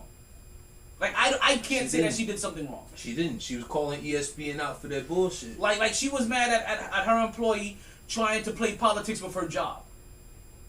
Ultimately, like if you want to say what I said earlier, like what was like they wanted to please the black aesthetics, or they just wanted to play politics with her job. Like she was mad at them of her being a scapegoat. But one thing I will say to Rachel Nichols, welcome to life as a black person, which she already experiences as a woman at times too. That too. So boom, credit to that. So all around like she, like it's like I said, like I can't even say that Jalen Rose's daughter was wrong. I can get what she's saying. Like you know what, Rachel? Like this is one of the times where whatever privilege that you had in the company didn't work to your benefit. That's a fact, because you had some kind of like she said her white privilege, but it could be whatever privilege, you know what I mean? Her hook up with whoever she knows. Because I guarantee you, if Stephen A had a fucking nephew that, you know what I mean, that was coming through the ranks or whatever, he would have got a couple of extra looks for some up, you know what I mean? It just would have happened. And I wouldn't think fucking twice if it happened. Especially for listen, niggas say niggas saying Stephen A is carrying ESPN. He is carrying ESPN. And I for one do not knock it whatsoever. Listen, you don't get it, right? Stephen A, they got him on the best morning show. They got him on the morning show First Take. Then they gave him his own show to push the ESPN Plus platform. They gave him a hockey show at one point in time. Hockey. This nigga, his first day he came out and said, "I don't know anything about hockey. Look at this kraken. Like it's a mythical monster. Have you seen his tentacles?" But when you box office and people want to watch you, I just hit my foot on this big ass ball now. Damn. Hit the top of my foot too. That shit's like a fucking brick. Like so, and then he's got his own Sports Center show. Yeah, and then NBA and he comes on Sports Center. He's up the NBA shit. Oh no, like Stephen A is a and he wants it all because he's like, yo, because every single time it's another check, it's another 10 million here, it was another 25 million. And I'm gonna tell you who's next. I'm gonna tell you who's next in terms of not being on Stephen A level, but like somebody's like, hey, that motherfucker's on. Let me watch. Kendrick Perkins. Kendrick Perkins is working his way to have his own platform. Kendrick Perkins is working his own way to have his own platform. Yeah, he's not gonna be on ESPN. He went his own platform. He's gonna go the Black Effect route. He went from. Okay, I didn't get to see Sarge live out of there. He went from just being the occasional on the jump to now every day he's on Get Up with Greeny to regular appearances on First Take, to being the guest host when Stephen A or Max is not there. And then he comes on Sports Center with Stephen A and Mike Wilbon. But shout out Mike Wilbon, one of the ghosts in this shit as well. Kendrick Perkins on his way, kid. And I didn't see that coming because that motherfucker seemed like a ordinary, just. Because he started off slow. He's slow, exactly. Ordinary, slow nigga from the South. You know what happened? But then all he ended up doing he opened up with his Southern tendencies, brought it here, and it's making people crack the fuck up. And he learned from Garnett. He learned from Stat, and he learned from Matt Barnes. He'll tell you like he saw what they were doing, and he was like, okay, I can see I can be myself a little bit. Because also Matt Barnes on Stat raised him. I don't know if you know that. That's a fact. Yeah, like they raised that nigga Perkins. Like he's little bro to them. Like big facts. So he saw what they was doing. He was like, okay, I can put myself in, like, because he was going super generic. Like, he thought, okay, now that I got this spot at ESPN, I gotta go all white collar corporate. Hey, okay, so this, and try to stay away from anything controversial. Yeah. So he was robbing himself of his style and his own flavor. And then once he realized, okay, Big Perk got his own personality that fucking sells. You know what? Let Big Perk put out Big Perk, because eventually we're gonna get a podcast called Big Perks. You understand? Like, don't get it twisted. We so hard because eventually his personality is gonna become too big. Because there's gonna be one day where he says something where they can't come back. I can't wait till he goes on the fucking set with Shaq and them. Oh. See? Oh man. Because you know what they should use the opportunity to try to, because everybody's still trying to do it. They need to create their own version of what TNT has for when ESPN has their own shows. They need to create that. Perk needs to possibly be on that. Because Perk is Perk. Jay Will is going to be the blue collar boy. Let him be that. Listen, a lot of these places from ESPN, I see all the personality tricks they're trying to do in all their little shows, NFL Network, even NBA TV, all these other any type of sports. Undisputed even. You cannot duplicate what the fuck goes on inside the NBA. The amount of times where I've seen sorry games on TNT, but I sit and watch for that pregame, halftime, and postgame. There are sometimes I don't even care for the game. I literally just watch the pregame. Fuck the, especially during the NFL season with Thursday Night Football. I watch the pregame, fuck the game, come back halftime, watch that shit, fuck the second half, unless it happens to be close within the last 3 minutes. This is only if it's a sorry game. If it's actually good teams, then I watch. But sorry game, come back, we'll finish that, then come back, watch post game as well. Just because it informed. Just because it informed. It'll never be duplicated. I tell you right now, if you don't watch Inside the NBA, you're playing yourself. Word. So you're also the best. I'm real quick. That is hands down the best post or whatever fuck sports show. Period. The best sports show ever. Period. Like hands down. But the thing about that makes it so great is that it is organic, and it's something that comes close. Like when they had Sheffield, like the MLB with nobody watch baseball, but the MLB had a good one with Sheffield. I think it was Big Papi. Somebody else, and Big Papi, A-Rod, Swish. Yeah. Nah, before they brought A-Rod in, A-Rod. Yeah, fuck. It was somebody else. It was another black. It was Frank Thomas, the big hurt. Shortstop or something. Wasn't the big hurt? Nah, not Frank Thomas. Nah, it was like Gary Sheffield. It was what's the pitcher? I just named. Fuck. Don't you say Pedro Martinez? Pitcher. Fuck that. Pedro. Pedro. It was Pedro. I mean, either way, he was still good on it. They had a good rapport. And it was one other person I cannot remember that was. But at any rate, you get my picture. You get my drift. You know what I'm saying? So it ain't. You right. What you just said is what a million people say, KJ. Like I don't even watch the fucking game. I just wait. Nigga, I will go on YouTube just to watch the post show. Real talk. You know what I'm saying? That shit crazy. Real talk. That is right.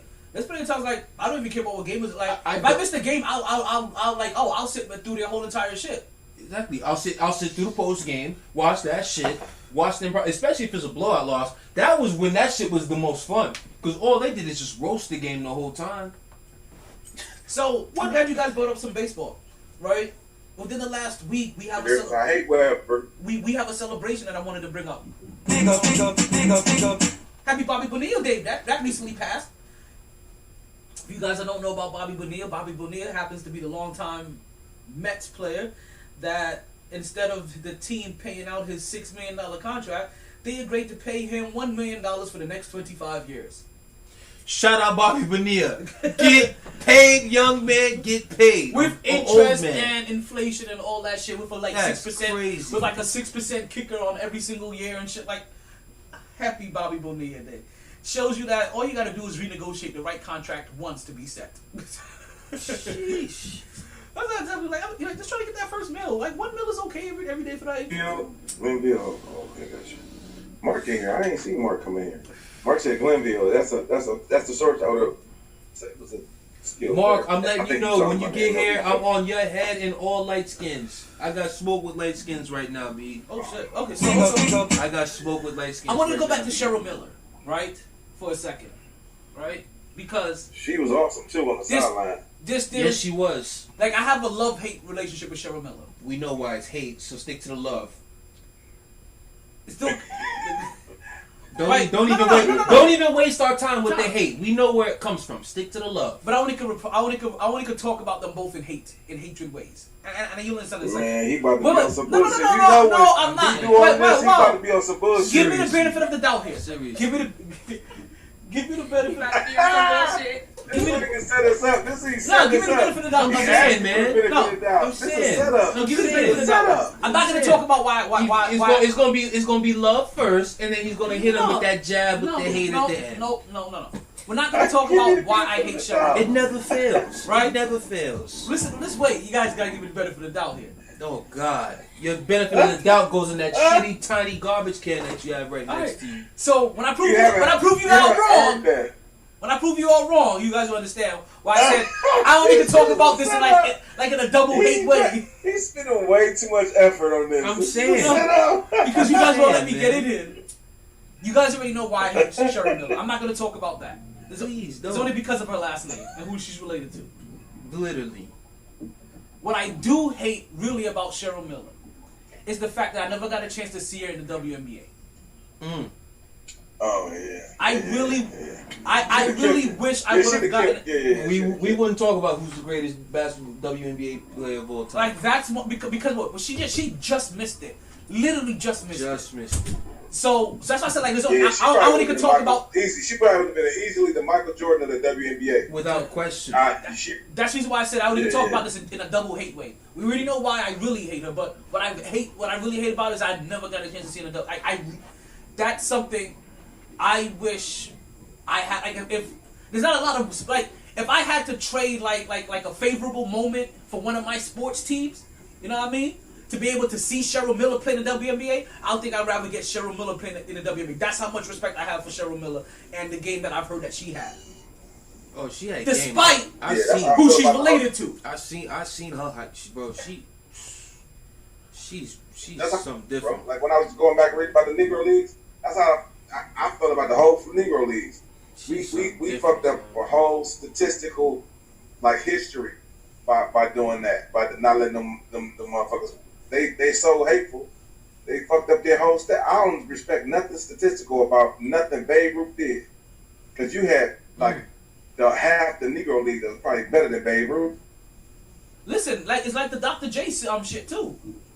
Like Dr. J. No. Talk about Wilt though. Wilt, it's a lot of people, man, back in the day, man, that just like, man, they didn't let people come in and play, man.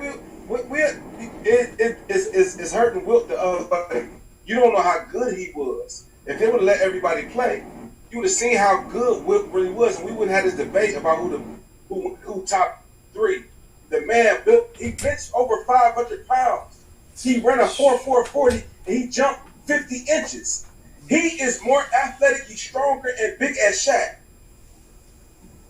But just stayed in shape, unlike Shaq's ass. Wilt Chamberlain is what Shaquille O'Neal should have been had he stayed in shape. Let me tell you something. Shaquille O'Neal. But y'all remember when Shaquille O'Neal and Shaq and Charles Barkley was benching 300 pounds? Shaq couldn't even put 300 pounds up, 315 up like 5 times. Barkley got on there and was pumping it. Boom, boom. Barkley strong. Barkley stronger than Shaq. Everybody knew he was always strong. Well, we saw 3 times stronger than Shaq. Well, we saw that when he scooped and slammed. What's going on? We see that when he scooped and slammed him. But Shaq's still big, and obviously he's still big and strong. But I'm just saying, think about Wilt. Man. Wilt, they said Wilt went into he lifts weights one time with Arnold Schwarzenegger. Arnold Schwarzenegger said, "This is how you do this. This is a bench press." And it was like about 400 pounds on there. He said, "This is how you do it." He said, "All right, I see how you do it. Do you do it like this?" He started pumping them bitches out. They said Arnold Schwarzenegger never bitched with this motherfucker again in his life because the nigga was stronger than Arnold Schwarzenegger and he ain't never lifted weight in his life. Who you talking about? Will Chamberlain. Oh, okay. I got lost in a second. And he had a 50-inch vertical. Shout out to Mark 50. Henry. He ran a 4.40. Yeah, he was as pure as an athlete. I do remember hearing these numbers that you're talking about. Man, like what? as pure as an athlete. And this is the part that we tell the greatest of all time, bro. If Because he of his played this rings, era, like he gets really shitted on because of the ring factor. He does. Wilt Chamberlain. No, he gets shit on because of the era factor. Fuck the ring factor, the era factor. Because it was a PG basket type. It was basketball. him. It was him, Jerry West against about 7 white folks. folks. Like, wait a minute. Let's put that into context, right? Man, this dude was 2 Hall of Famers against 7 for about 10 years straight. Could you imagine something like that in today's game, son? It sounds like that's what I'm saying. it sounds like what happened with Melo during the Heat time, during LeBron's Heat time. Melo. That shit's crazy. If there's one thing that I always shit on Melo for, why the fuck did you sign that extension in Denver? Damn it, man. Because it should have been Melo. And we don't even know how. And then Jerry West was good, and how he got disrespected by the Virginia Bus was disrespectful. That was one of the most disrespectful things I ever seen in sports. How Jenny Bus did him. I don't know how personal that was, but that's a disgrace. But that's why the Lakers been struggling. Jerry West and the Oscar Robertson. That's why they get better until they got to the. He might be the greatest. He might be the greatest point guard of all time, and we don't even mention him because we never seen him play. Okay, listen. We might not talk about Jeff. Hey, hold on, player. I'm gonna hit you with the hold on, player on that. No. Well, I'm gonna give the benefit out. When he's saying we, I don't think he means we on here in the podcast. I think he means we in the sports world. Yeah. I'm just talking about in general. Like I'm talking about generation. But I'm glad you said that. When they talk Jerry West, they don't talk his point guard shit. They talk about how everything he touched in terms of teams that he goes on executively. I'm glad you said. I'm glad you brought up Oscar Robertson because I remember he's the logo, nigga. I remember me. They don't have to say anything. He's the logo. They don't have to say anything. He's the logo. Why, man? Get it, chill. Yo, ghetto Taco Bell. But today, that's enough. I got you. Jerry West ain't gotta say. If he can't be a top 5 Laker, I don't care whose book. He can't be a top 5 Laker. Nope. He's the logo. Oh my God, this is crazy. That's the most blasphemous shit ever. Not only he won you rings as a player, he came back and won. He's one of the greatest GMs. He is the greatest GM. He is. Yeah. Executive. Everything he touches turns gold. He's the greatest of all time. This nigga's a Bill Parcells, the Bill Belichick of basketball. But then he was one of the greatest players ever. And this, you can't be a top 5 Laker. Yeah, he ended up being one of the best coaches, players, and general managers, right? LeBron, who won the championship. I wish somebody would say LeBron is a top 5 Laker. Come on. No, listen. He got a chip. He got a chip with them. It came with ears, but it's optics. She did it because of optics. LeBron on her team now. It's optics. I get why she probably did it. And it's probably the first, as her tenure, the first Laker to ever win a ring under her tenure, her actual tenure. I get that. But you make him earn it. If LeBron wins another ring for us, he'll be definitely top 5 Laker. Say something like that. You know what I mean? Listen, she should have said if LeBron 3-peats for us, then he could be a top. Then he'll make. Then he could be considered. She should have gave him real standards. Oh, if he 3-peats, yeah. Because if he pulled up a 3-peat, even I would have been forced to recognize the great LeBron James. Man, Magic, Shaq, Kobe, Kareem, Jerry. That's it. Top 5 Laker. Don't talk to me. We did this once before. But then you still got people like You got Worthy. And you still got Kareem. And you got motherfuckers that did I? Like you got motherfuckers that like they was pissed. We got Kareem. We got Wilt still there. We got I had Kareem in mind. I had Kareem in mind. There's so many of them. And then the thing, and the crazy thing about it, I remember when we did this list some time ago, is that when we talk about the top Lakers of all time, these guys also end up making the majority of the top 10 players of all time as well. Okay. It's really crazy.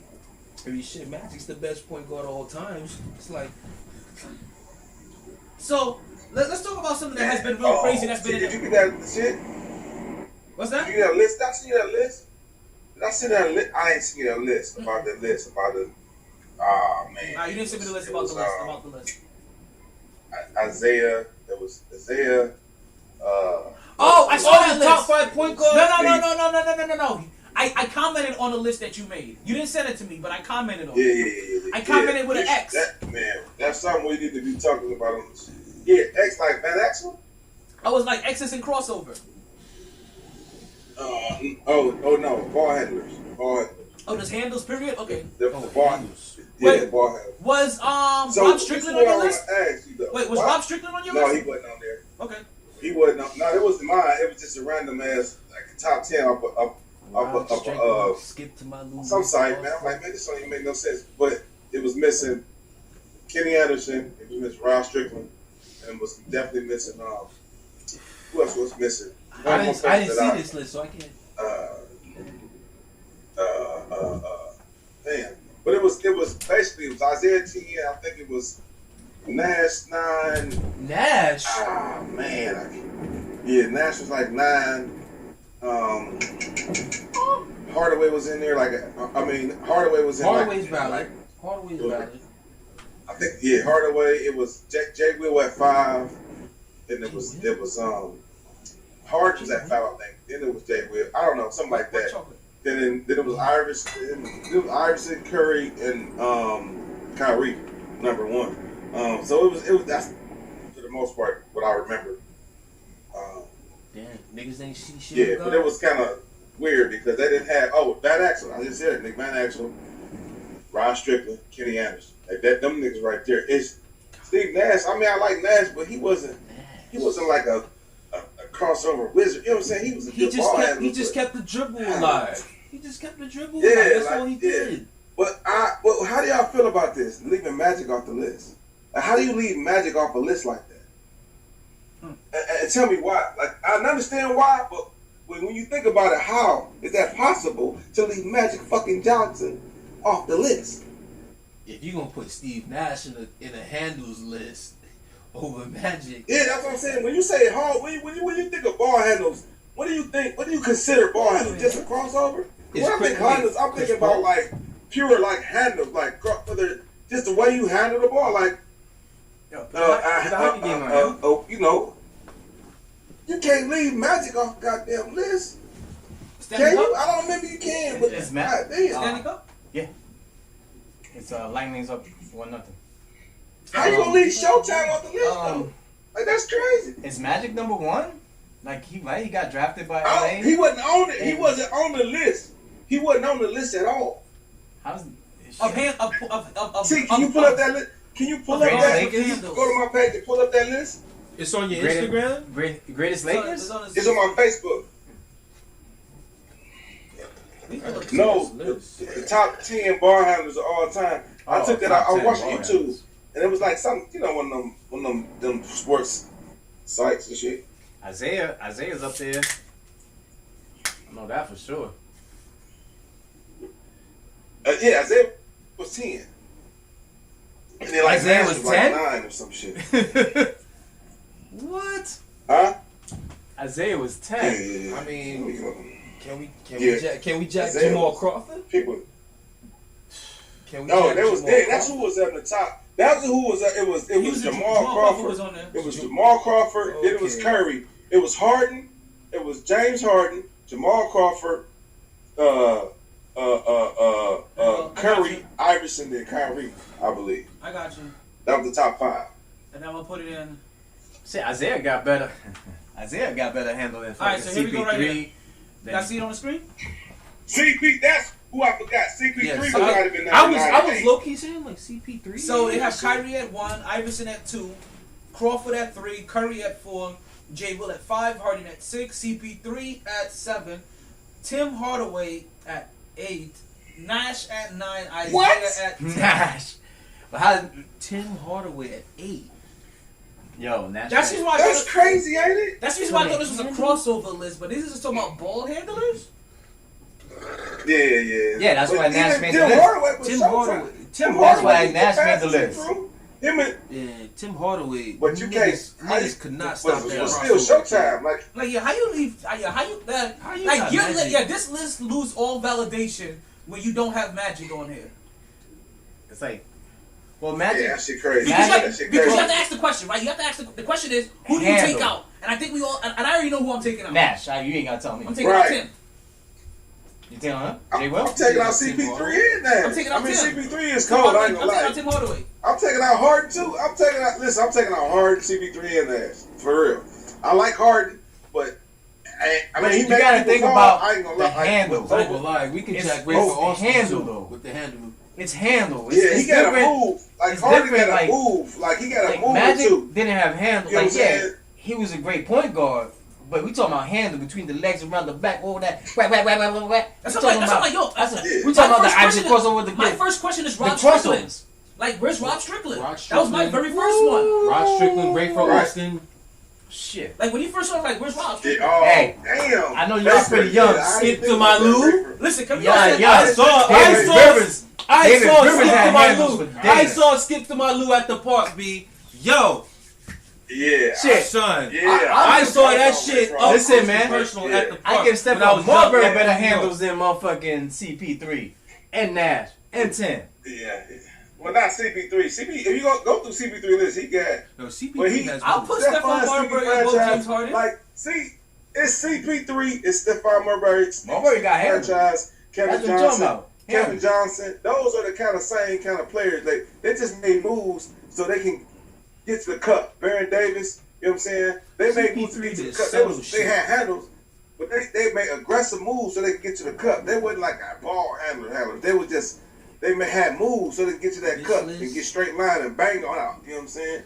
That's how I feel about them. But CP3 they wasn't no Kenny Anderson, no Rod Strickland, Nick Van Axel. Like Nick Van Nick Axel, Van Rod Axel. Strickland, Kenny Anderson, man, niggas sent me on Kenny Anderson, man. I don't know, y'all niggas. I see Everyone about Kenny. Anderson. Kenny That definitely nigga got to be up there. cold. Kenny should be 5. Yeah, like that shit crazy. CP3 In this being list, up there. Kenny be Yeah. 5, yo. CP3 being up there is Yeah, showing hell that yeah. they remember the crazy. If you're gonna highlight give Jay Will that much props after getting hurt after 2 years or 3 Right, years, whatever it was, exactly. how you not gonna give? No, not Black J Will. They're talking about white chocolate J Will. Oh, We're talking about Jason Williams. You know what? KJ did the same thing too. Yeah, Because that's KJ was over here like me. He's like, Oh. Jay Will. I'm like, Oh. that's like white chocolate. He was like, Oh, nope, he's no, good no, right there. no, No, he's good right there. Because He said he might go a little higher. I don't know too Shit. many people who say Jason Williams is J Will. They either say white chocolate or his full name. Nobody says J Will for him. Nobody says Right. J Will for him. Jay Will is my man from- It's white chocolate or it's Jason as Williams. soon as I saw Jay Will, I was like, oh, this has to be, you know what I mean? Weber call him Jay Will. Fake chocolate. Weber White call chocolate, him not even Jay Will. chocolate. That's As you guys know, one fake nigga. chocolate's not even He chocolate. was It's the just fake first chocolate. Jay Will. He was Yo, the it's not a first hate. Jay Yo, Will. why does How hate? you say Why that? does this hate go He back? was Because I called the It's just nigga. crazy I just said I everywhere, called the bro. nigga white chocolate. I just said I called the nigga white chocolate.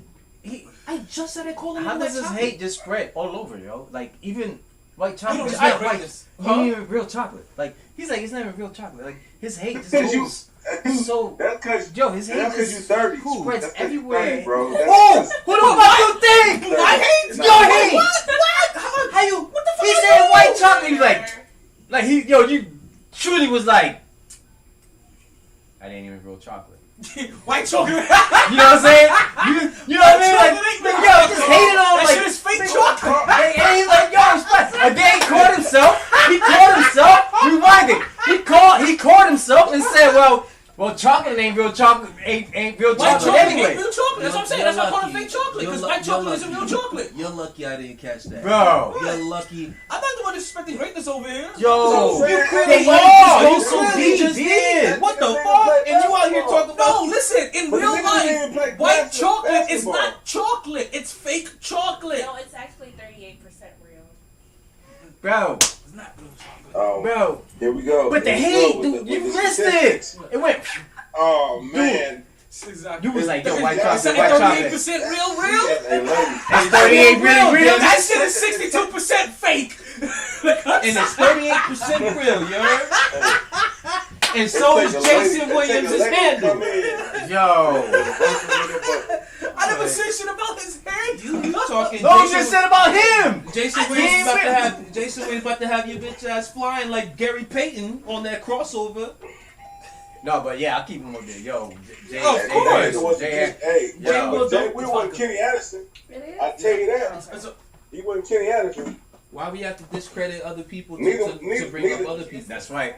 Why we gotta do that? Why you you gotta gotta do that? all that? I wasn't trying to throw shit at Jay Will. Because we're not talking about you. No, we talking about Jay Will. But Jay Will ain't no Kenny Addison. We talking about a top 10 list. Don't put another man down to put yourself up. We talking about a top 10 list. Keep it No, Steve we Nash. talking about a top 10 list. We ain't talking about just players. Keep it to Steve We Nash. talking about who the best on this ball handling list. Keep it to Steve Nash. Keep it to Steve Nash. Keep it to Steve Oh, Nash. you want to hate on that? Keep it to Steve Nash. The worst magician in the world has returned. Oh, he back for more? I don't even think he was Is that in the it. coon guy? Yeah, I think so. Oh, Grenville? Such a big supporter. I know. Yeah, Oh, that's as long as they come and listen. Hey man, your haters are your biggest supporters. For real. Come hate. So, But yeah, he's too bitch to call in. Exactly. All that talking. Call in, pussy. Name one magic trick that you know.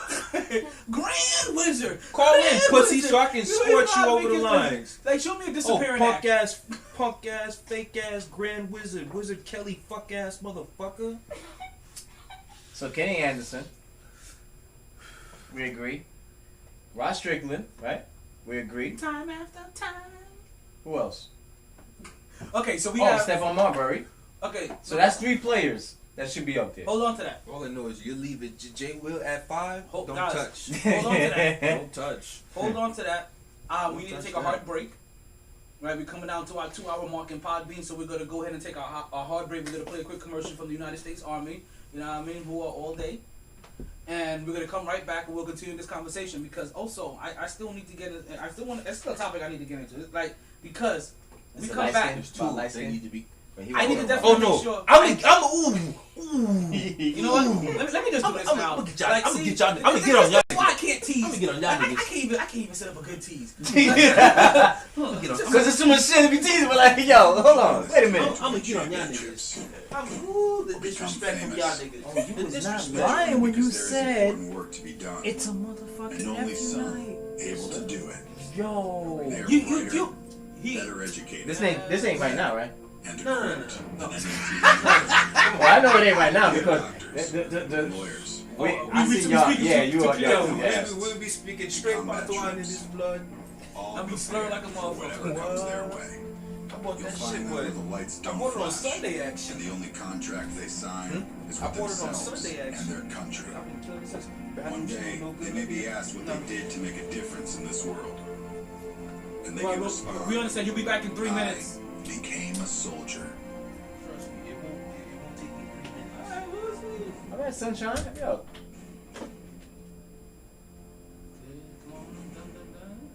Yo, when's the last time somebody got assassinated? Just recently. The Haiti president. No, actually, this week we got. Just recently, somebody got assassinated. It was the Haitian president, Yeah. And then before that, Kennedy. I don't know.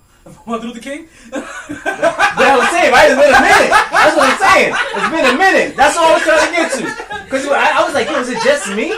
I was like, yo, is it just me? Malcolm X. I'm like, yo, because it was like, yo, Haiti president assassinated. I'm like, damn, who's the last motherfucker that got assassinated? Yeah, like people get killed, they get Yeah. shot, we get murdered. When's the last time somebody got assassinated? Yo, Because when you get assassinated, capital you letters, have to be assassinated. I was appointed. like, you understand? We don't get assassinated. Like nobody No, in niggas this just room get will ever shot. get assassinated. We'll be killed. Like they found No, that nigga dead. just got You shot. understand? Like overdose. Or assassination style. You know, that is one. Is it assassination style? No. Execution style. Execution style. You think That's execution what I meant. style? Yes. yeah, execution style. I know where you was going though. I know where you was going. I was following. We was waving. We was waving. I guess the wrong But that's what I'm saying. The last person to actually get assassinated was like, to see that shit, I was like, I saw that Well, shit today, and the first thing that went through my head was like, actually, who's no, the last I'm not saying. motherfucker that got assassinated? We do know. Fucking. I just watched the movie yesterday too. God damn it! I was part of that shit. Saddam Hussein. Here we go. And the Taliban. The Taliban. His boss. What was that nigga's name? Osama bin Laden. Yeah, there we go. Yeah, bin Laden. And I just saw the movie yesterday. I was channel surfing, and I saw Chris Pratt, and they were talking about, looking up, they're trying to find Obama and shit. Bin Laden. I was like, oh shit. I stopped. I was like, oh, I want to see this shit again. When's the last time somebody got assassinated? Today. Besides today. Well, he got fucking. Wait, let him answer first. Let's see where he goes with that shit. You said prior today. So shoot. Last time you said you 25, 26. My bad. You said in your lifetime. There wasn't too many assassinations. like in my time, mad niggas got assassinated. Okay, just keep making yourself sound old. So that's all to keep things moving. That's fine as well. Like when he first said it, my first responses was what? Kennedy? Like Martin Luther King? Like I had to think because assassination you have to have a certain status to be assassinated. Yeah. Like you ain't gonna be 4 niggas doing a podcast. Yeah, like Biggie didn't get assassinated, Tupac didn't get assassinated. But they did in our eyes. But they got. They did in our eyes. In the streets they did. They got assassinated in the streets. Like we all know that shit. Like them niggas was not killed. They weren't right. Like they got assassinated. We in the streets. We give them their all their respect. Yeah, the reason why because there was actually a plan to go get those motherfuckers. Well, Tupac. Well, most assassinations are planned. Assassinations are planned. You don't randomly assassinate a nigga. That's what I'm saying. But with Tupac allegedly with the fight in Vegas, he had a fight in Vegas, whatever, and allegedly it wasn't planned for him to get assassinated. Biggie got assassinated because it was planned. Listen, that nigga, he knew he was gonna do that shit. In his head, he was like, yo, if that nigga come anywhere to us, I swear to God, I'm gonna shoot that motherfucker. Like, he knew what was gonna happen. Like, he had every intention that if shit got to a certain point, he was pulling out and he was shooting all them niggas in the room. All of them. All them niggas in the room. Now, talk about shooting shit down. In probably the most famous case since Michael Phelps as smoking weed. A classic case of because I got high. Smoke weed. I was supposed to go to the Olympics, but then I got high. And I celebrated by I was supposed to run the 4x100, but then I got high. But really it was because my mom had died, so I got high. Then I got high. So I got high. So I got high. May he rest in peace too. Sha'Carri Richardson came up positive for me. I think it's like the second week now. We're kind of talking about it. She's been getting all kind. You started to see everybody, come out and talk, right? Snoop Dogg, obviously, Snoop Dogg, one of the founders of the Negro School of Medicine. Smoke weed every day. Oh, he's the godfather of the movie. Ricky Williams came out and had some words. Ricky came out on TV. Vice president. He was vice president. He's vice president. Even that President Joe Biden came out and said some words. Oh, did he? Wow. Yeah, he posted some Obama shit. Like that's what because Obama would have. Like that's how I look. Like Obama was like a big sports fan. Like he would have been like, yo, you know what I mean? But Trump would have done it too. But he don't. Fuck that cunt. It would have been received all kinds of wrong. So what's happened now? She's supposed to run the 100-meter race and also the 4x100 relay, and she's been removed from both events. There would have been a loophole in the 4x100s that from the time of her suspension to the time it was over, that she would have been able to make it to the 4x100, but they were like, just didn't choose her. Like, you know what? Nah, like I'm sorry, like we're gonna give opportunity to somebody. But also, like, listen, somebody's gonna have to put in that time to train with them as well, and listen, you know what? Let's give somebody else this opportunity. Like they may have already named that other person, and now they're gonna have to listen, she smoked weed, she shouldn't have. She reaped the consequences. Do what your white counterparts do and do cocaine. Like if you have to. Cocaine's only 3 days. Exactly. Allegedly. Now, she says she did this act to cope with the loss of her mother, right? Either way, like, obviously that's PR shit right there. Huh? Yeah. That's PR shit right there. But obviously, like, she's getting an interview, she's getting a little bit of it, she's getting additional exposure, she's gonna get endorsements, right? Like people aren't gonna shy away from her for this. You don't think so? No, hell no. No, if anything, not anymore. this is sympathy. Not anymore. This is sympathy now. Not anymore. Really? Stuff like this. If anything, she's not getting gonna- more endorsements. You're not gonna lose endorsements for smoking weed and for what's happening to her for getting pulled from the weed. She's gonna gain endorsements. She just now became a pup. She just won a race. She's 21. And every 21. So also, I'll get to that too because I'm glad you brought up age. She just won a race and she was a favorite to come away with winning gold. Fastest woman in the world. So she's gonna be when her not going, she basically now gets to get endorsements without not having to run another race for the Olympics. She may not get as many endorsements, but she's gonna get some, and she's gonna get people that weren't even looking at her. She's gonna get some nice sympathy endorsements, all because of how she handled how everything's been going on. And we know how the Olympics are. You know what? And you know what this also does for the next 4 years? It helps build a hype around her because you know we're gonna see her in the 2000. They're still keeping it 2024. Oh, was it? So You 3 know- years. Oh, even because we better. didn't do it last year. Yeah. Okay. Yeah. So even for the next better 3 years, there's gonna be this little buzz around here the whole entire time. And the moment that this time comes up in 2024, she's gonna have that spotlight. Now she's gonna have to live up to that spotlight. Now she ain't gonna be like a little gem that's still on the team because now she's gonna have endorsements. There's gonna be an expectation. Everybody's gonna want to see what she does. This is normally when you get too stressed and that hammy goes tight. You've seen some of our great players of all time happen. The Davises and all this motherfuckers. Mm-hmm. She could be endorsed and still run, right? It ain't like back in the day where it was like you gotta be a collegian this ain't the and you NCAA. This is the Olympic committee. This is the Olympic committee. if that was the case, no, it used to be like that though. If you were a college person and you were going into the Olympics, I don't think this applies to her. Was she attached to her college? Or she just flat out just an Olympic? Either way, it doesn't matter But because also- college athletes are getting paid. Yes, they are. Yes. Yay. Athletes are now getting paid for their Olympics. Give his shit back. Give them their shit back. Reggie Bush? I want my Fab Five. Give the Fab banners Five. up.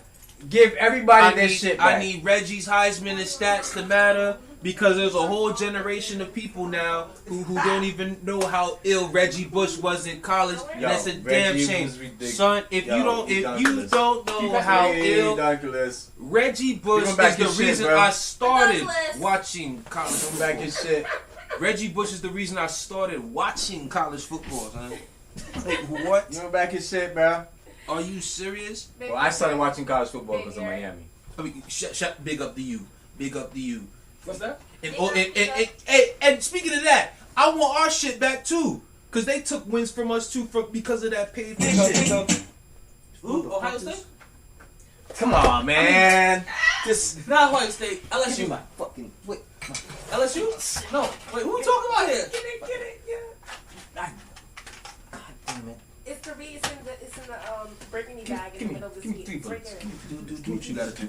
I don't even have the energy. I wasn't good. The burgundy bag right there under your seat. I don't even have energy to reach for no gun. You're listening. Oh my god. What happened? What? All right. What were we talking about? The ammo is in the burgundy bag under your seat. What? Tampa Bay Lightnings are up 1-0 over Montreal Canadiens. I kind of want the Canadiens to win.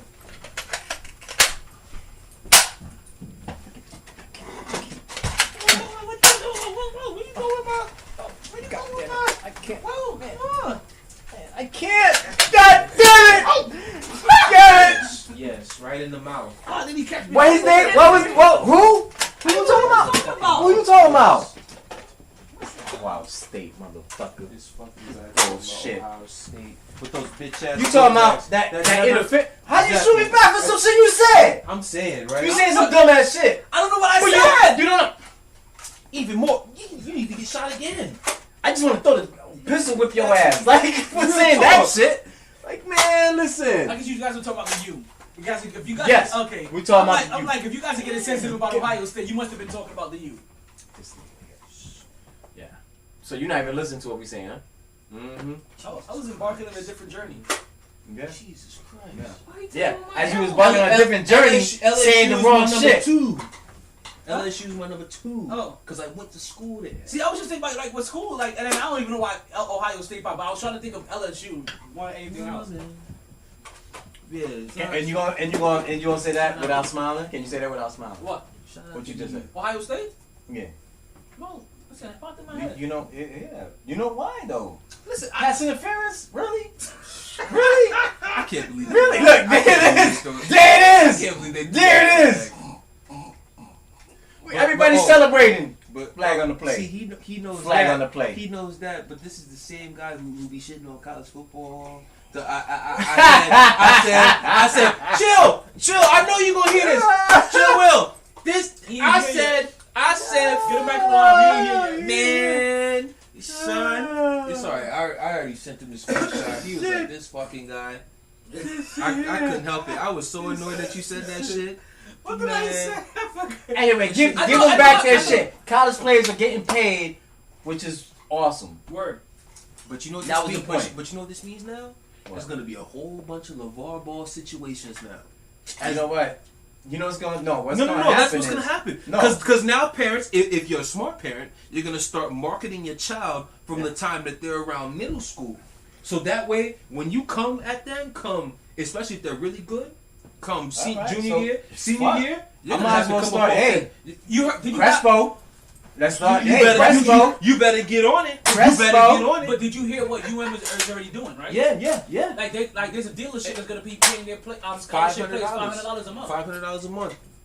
If all you gotta do is stack up 10 contracts. $5,000 for the month. Marcus, me. Let's hey. $500. We gonna make a website. But here's start marketing this little motherfucker. Check this out though. Here's where this could be slightly negative. Pay attention to this shit. I'm paying attention, motherfucker. You paying attention? I love how y'all jumped the gun. I was about to talk and shit. If you just sit down and shut the fuck up with the two of you can't fucking do. Thank you. Shoot them. But yeah, when it comes to other players on the team, right? But now this is not somebody else's fault. This is your fault because you didn't market yourself. What if there's animosity now towards somebody who's getting more money, and how that affects somebody how they play and shit. And especially with being younger, that could fuck with you even more because you're not mature enough to handle that. But at the same time, like I'm saying, that's your fault because you should market yourself even more, especially now with social media. We have YouTube, Instagram, Snapchat, Facebook, Twitter, all of that. You talking about the student athlete? TikTok. I'm talking about I'm talking about like even an 8th grader right now could be marketing yourself. To be in 8th grade next year. To when the time comes. But the other aspect of it is, okay, we all know the hood niggas. We all know the hood niggas who bet on them kids, bet on them games on the side in the streets. We all know how that goes. But you know, it's like yo. But you know who's on top of that though. You know, there's kids that already like when LeBron was like before LeBron was LeBron. You didn't even let me finish my point, and you jumped in. There's cats, but I'm with you. But can I finish? So hurry the fuck up then. I could if you shut the fuck up and listen. God damn, you take forever. Go ahead, man. Man, I'm about to shoot you. Man, make your point already. Anyway, damn it. Like I said, we all know the hood niggas who always want to capitalize on somebody's kid. Like, hey yo, nigga, I got 2 stacks riding on you. I need you to ball the fuck out. Pressure or it could be the reversal. Yo, I got two stacks on y'all losing. I cut you a stack off that if you fold on this game. I still think that's still gonna be illegal. What that? Like being able to try to influence them that way. Of course. But you can say like, it's more likely to happen. You're getting paid $500 a month. It's more likely if you to can happen get me now. some victories, I'll give you some. You get some victory bonuses for every. You know what I mean? Of course. Like hey. And now that doesn't. And you can get a bonus. And that's what I'm saying. And now that doesn't matter because either way, you getting bread. You cotton. So I'm telling you, people like what's his name, fucking Zion Williamson could have already came into the NBA with $20 million. Listen, like we can't even talk about that. Like the whole Lonzo Ball. His dad wouldn't have to do that. The type of money that he would have came into the league with. You know what I'm hoping though too? This is now forces places like some places stay there 4 years now. Like you get now better basketball and you get more for your yes because remember some places like yes I know those because there's a chance because the rookie contract when you think if you got a chance what happens is those cats that like on the fence. You know what I'm saying? Like cats on the fence like, yo, I gotta go because I ain't making money. I gotta go. They can stay. Think about it though. In NBA rookie contract is around what? 30? I didn't even look. An NBA rookie contract is around what? 20 to 30 mil guaranteed. The first contract, right? Something like that. Oh. If you're somebody, football. Wait, I know. Trevor just signed. Trevor just signed 36 for 36 for 4 years. But you think about it with It Trevor. was what 20 something guaranteed. Yeah. But if you think and that about shit gotta it, go too. By the way, we gotta talk about that shit. What? That rookie contract bullshit. That shit got to go. Rookie contract in the NBA? Yeah, no, in the NFL. That 4 year, 5 year. Nah, man. Football. Hey, you guys do that shit. Both of them have to go. Next both CBA. of them have to go. Next CBA, though. Yo, that shit got to go. I don't know about the NBA. Well, the NBA, because that's the thing. That extension with the Exactly. but Exactly, because that basically ties you into a franchise for 6-7 years. Yeah. 6-7 years. You have to make noise to get out. That's your only out. But motherfucking NFL. that NFL shit, that's bullshit, B. You got to let. You got to bring that shit down at least 3 years. Like 2 to 3 years. and Like 3 what- years, I say. Be 2 years with a 3 year option. What you said is lit though, because that's a fact. I could. But 2 years with a 3 year option. If I'm dope in college ball, there's a chance I could make way more money in these few years if I market myself the right way. To where the point where the NFL or NBA, they can't come at me with that sorry contract. They gonna have to bump that shit up. So they will benefit if they bring it down to 2 or 3 years. 2 years, 3 years, boom. Then you get them there. It's like at least I'll get them into the NFL. That's a take right there. Yo, that's a take. Cause that shit right, cause that rookie cause when I saw today Trevor, I was like, Trevor, he signed that 4 year contract for 36 mil. Yeah. I'm like, yo, Mahomes got $500 million. I'm like, my boy got 40 mil, and you paying this dude. I know he a rookie. Listen. You know his first. That's why it's so hard. Like if he balls out, like you gotta have to pay him 600 mil. Think about Oklahoma's quarterback. They've been jacking him before he even got to the school, and he's going to his second year being the quarterback. Sunshine could have been paid ridiculously. Sunshine would have been paid in college. Sunshine in college? As a freshman? He won it. He won it as a freshman. Tua. No. Not one. Tua would have got busy. He smacked him. But Tua? Oh, Tua would have got paid at that too. time when he threw the game winning. Yes, for the sir. match. Oh, yeah. Yes, sir. Jersey sales next year. What? We talking 20 mil off that shit alone. Yo, man, listen. It's a beautiful thing. Listen, as KJ would say, love to see it. Love to see it. Because this is just now moving more and more forward to players being able to get paid. And like I said, and it's funny because I think we're gonna get better college sports from it, because players won't feel the need like. When I feel you on that. I never thought about that until you said it. When they have to weigh school pride versus, I have to go to the next level just to get some dough because we are struggling beyond this fucking belief. Now they're saying, you know what? I'm securing $6,000, $10,000 a month. You know what? Nah, fuck that. I'm coming back to win one for the school. School pride. Go blah blah blah. You know who doesn't like this shit? You know who don't buy it. You know who really doesn't like this right now? The G League. The G League does not like this right now. The G League doesn't, but you know what though? The G League doesn't like this right now. But I still love it because No. the G League doesn't because they're gonna. The G League doesn't like it. They're all gonna benefit from it.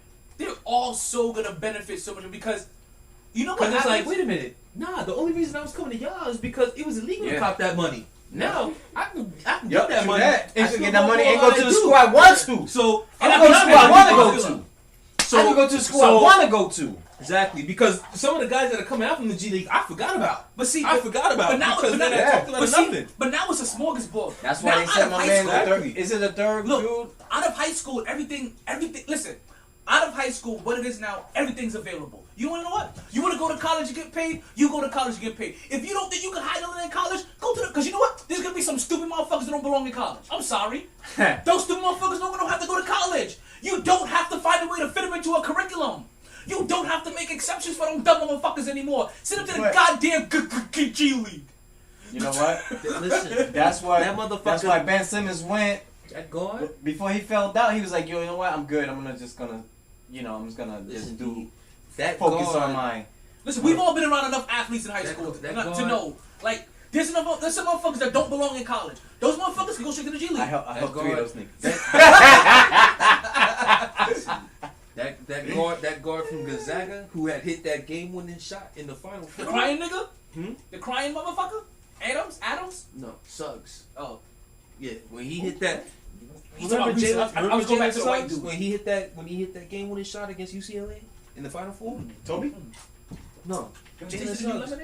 Yeah. Oh, you talking about recently? Okay. Had paid for play been available then, the money he would have got off that shit. I thought you were talking about when I heard UCLA, I thought about my man, Edney went down and scored, and they won. And then Morrison was on his face crying and shit. And then they ended up winning it that year because they had my man Toby as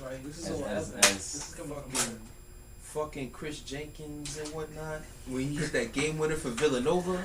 Who he playing for now? Chris Jenkins? I don't even think he made it to the league. He didn't make it to the league, right? I don't think so. Because Bridges was on that team. Yeah, Bridges was on that team. Bridges was on that Bridges team. was on it. What's his name for Dallas? The backup point guard. Fuck. He's a Jalen. I forget his last name. Brunson. Jalen Brunson. Brunson was on that team too. Brunson doing it right. It's an all-out shootout. Brunson's playing. You're bugged. She has the better gun, B. She has all rounds. She has all rounds to your ass. Get him. This is what happens when you ignore 20 phone calls. It was 8. It's 20. She said 20, so it's 20. It's 20. This is what happens. You get lit up. It was already more than 20 times I've been lit up. Lit up.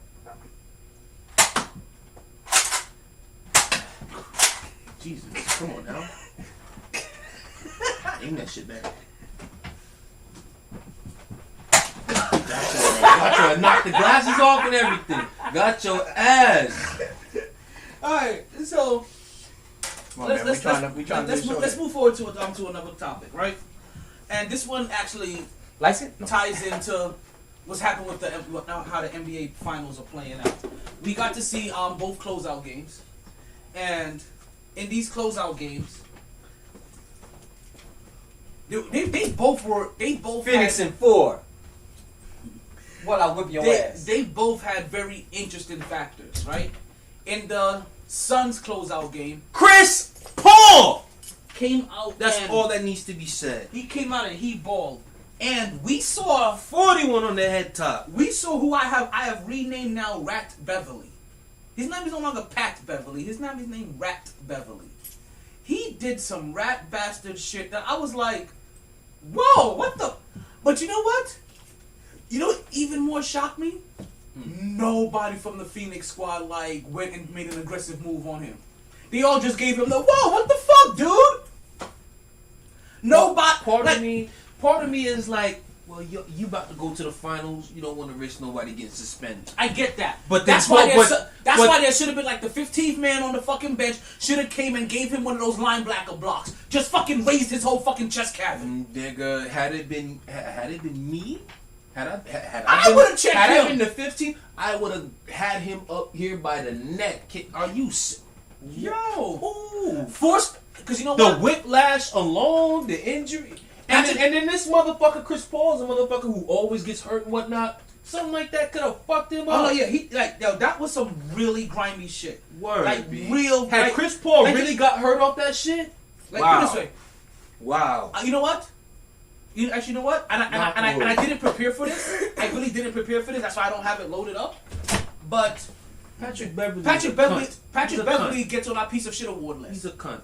He gets our piece of shit award because he's a cunt. I'll take one. Yeah, he's a fucking cunt. He's a fucking cunt. I can no longer give him the benefit of the doubt he gets no respect. If he's on my team, fuck him. Regardless, fuck him. You get no respect. I mean, like, I can't get that benefit out. Like, or if he's on my team, then hey, I can deal with it. Like, no, I can't anymore. I can't justify any of his actions anymore. Fuck him, son. From the Russell Westbrook to every single accident that he's ever had, they're all intentional now. That culminated. That right there showed me every single one of his actions are intentional and calculated. Oh, I just lost it. Like, like now, okay, so show me that every scenario. But then on top of that, it took you the whole next day to come out and say something on Twitter of all things. Come on, man.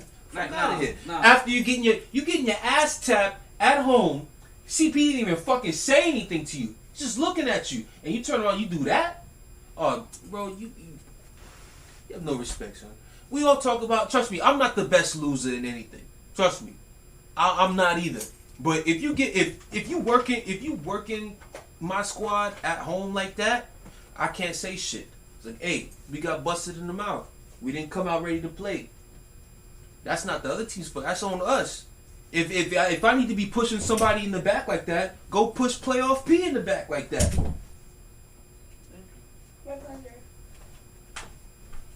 Oh, she trying to make sure you right for that hanky panky after the podcast, or just to bust your ass in the head. No more bullets. No more bullets. Now here's the worst part. You gotta find all the bullets and load them shits up. And he's searching all the bullets to keep them from you. Oh, what you talking about? Just trying to keep my soul safe. Shit, Mark don't need none of these. Can you pass me a koozie while you over there, Shugs? Koozie? Yes, please. As you know, I think I made it. Yeah. Mark don't need this bullet. He don't even know how to use it. I'm saying. The koozie right beside the right side of the TV. You have a koozie right there. Yeah, it's supposed to be thin. It doesn't I got matter. shit. I got shit in there. Okay, pour it out. That's how he treat me. That's how he treat me when nobody around. That is true. I believe you. Listen, I'm a drill sergeant at heart for no good reason. They buy the TV. I don't see nothing. No, the small TV to the right. But I'm using the undersized koozie. Good shit. I decided to take your advice again today. So, let's talk. So, we talked about Rat Beverly, right? Because we couldn't let him off the hook. He's gonna be newly inducted into our piece of shit award. Fucking cunt. Right? Like, you can't play with him, can't coach him. You understand? Like he's gonna get the full blown. Cannot play with him. Cannot coach with him. Cannot win with him. You gotta put him in the bathroom, cause he's a piece of poo. You filthy animal. Fucking cunt. Cocksucker. He's grimy. For real, he is. No, I'm telling you, he's great. Yo, you couldn't have said that shit any better. Like, yo, you just spoke. You literally just spoke to 1997 me. That nigga's grimy as fuck. Grimy as fuck. Yeah, 1997, 2002. All I want to do with Patrick Beverly is drop him off in the middle of Red Hook in the middle of the night. Oh, so I went and got coffee. Because, we have to be up at like 4 a.m. I know. Yo, as soon as the podcast is done, we're wrapping it down. Like, yeah, no, you're not wrapping it down. No, you're not wrapping it down. No, we do have an early fucking morning. We got fucking morning. We got one of those days again. We gotta go work? Yeah, Miami Gardens. Oh, you gotta drive all the way to Miami Gardens for work? Amazon? Yeah. Huh? Oh, Amazon shit? No, some hot Wanaloo shit. Say what? Wanaloo. What you call me? Work not locally. I was like, what you call me? I know, it's okay. Wanna know. So then that was that closeout game with Phoenix and we have a closeout game going on right now. And LA. And Chris Paul phenomenal. Shut every the great Chris Paul. Complete maestro. That may be point guard. Wait a minute, is 36 old? No. Because they're making it seem like he's fucking like mad old and shit. And Listen, that's annoying. We have a quarterback who just won his 7th Super Bowl about to play, but who's 43, 44, who folded yesterday. About to play another season at quarterback. I think it was Derek Jeter that said that when I retired, when I was playing right before I retired, I was an old man, and the moment I retired, I became young again, because how you switching into business. Because in sports world, you're old. You're old once you hit like 30. But 36, But though, what I'm saying. All right, 38. This is Once why. you're 33, I think 34. 38. This is why. This is also why. 34, they start looking at as a receiver. In police jobs, Running back. in military, fireman jobs, 31, it's a 20. It's about a 20. It's about a 20-year job.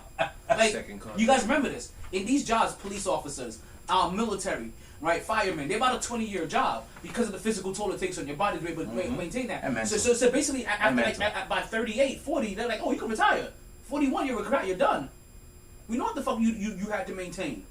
It's the same shit with athletes. That's the reason why I compare athletes. But now the athlete's been doing this shit since 5, 6. But no. What I'm trying to say is, 10. but now with the it's 36. With the training. Even now with the training.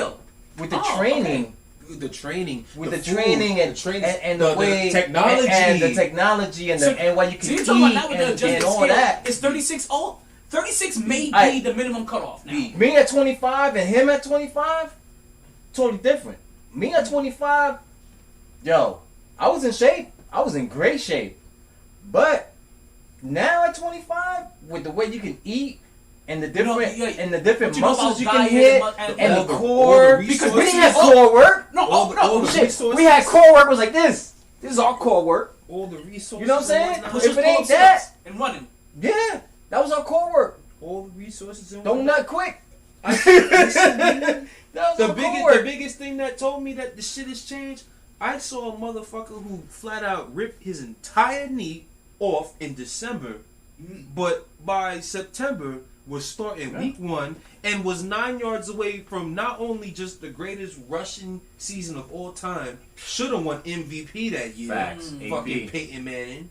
I love you, Peyton, but that should have went to Adrian Peterson. AP. And that was a phenomenal game how he got it. And 9 yards away. I watched that game from start to finish. I had chills with Adrian Peterson at the Listen, ball. man. Was toting that thing. And that's imagine Gail Sayers. Gail Sayers had that technology. Man. You know what I'm saying? And even now, Bo Jackson. Oh. You know what? Come on, listen, Bo fucking Jackson. I'm glad. Hip flex. That you know what though? I'm glad we're talking about that players. one went deep. I'm glad went deep. See, I didn't do this purposely. You guys just always manage to link up with me in the same wavelength sometimes. I'm glad we talk about players that got injured, and they could have had a much better career. Because you know what? I've been saying this since earlier today. Milwaukee, if they want to win, they need to play like New York. And I know New York lost in 5. And I know if you don't think about it deeply I enough, so you don't realize I'm setting them up. but you answer how everybody else may think. I appreciate that. When I say he needs to play in New York, it's not the New York Knicks now. Oh, you're talking about the Knicks? It's more like New York historically, right? And I'm gonna tell you the first name that came to my mind.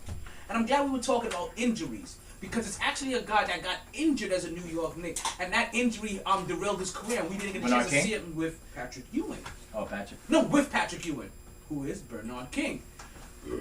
I think that this Milwaukee team, right, the first part of it, if they want to win, Giannis doesn't need to have the ball in his hands like that. He needs to be like Bernard King. He balled out, though. I got to give him his props. He balled out. But he wasn't maximum effective. Oh, he getting busy. Dunking on you. Mentally, he was kind of hesitant. First half, yeah. Second half, because he rested. Well, yeah. Because mentally, he was kind of hesitant. His shit got tight. Nah, he was. His shit got tight. So he's not hesitant. Because the first play of the game. No, offense. Not defensive. Defensive, he's not. No, defensive, he wasn't. Offensive, he was. No.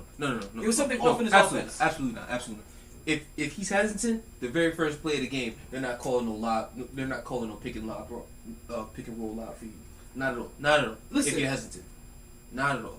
He went up there to dunk, and he would have yammed it if Jay Crowder didn't. That's literally.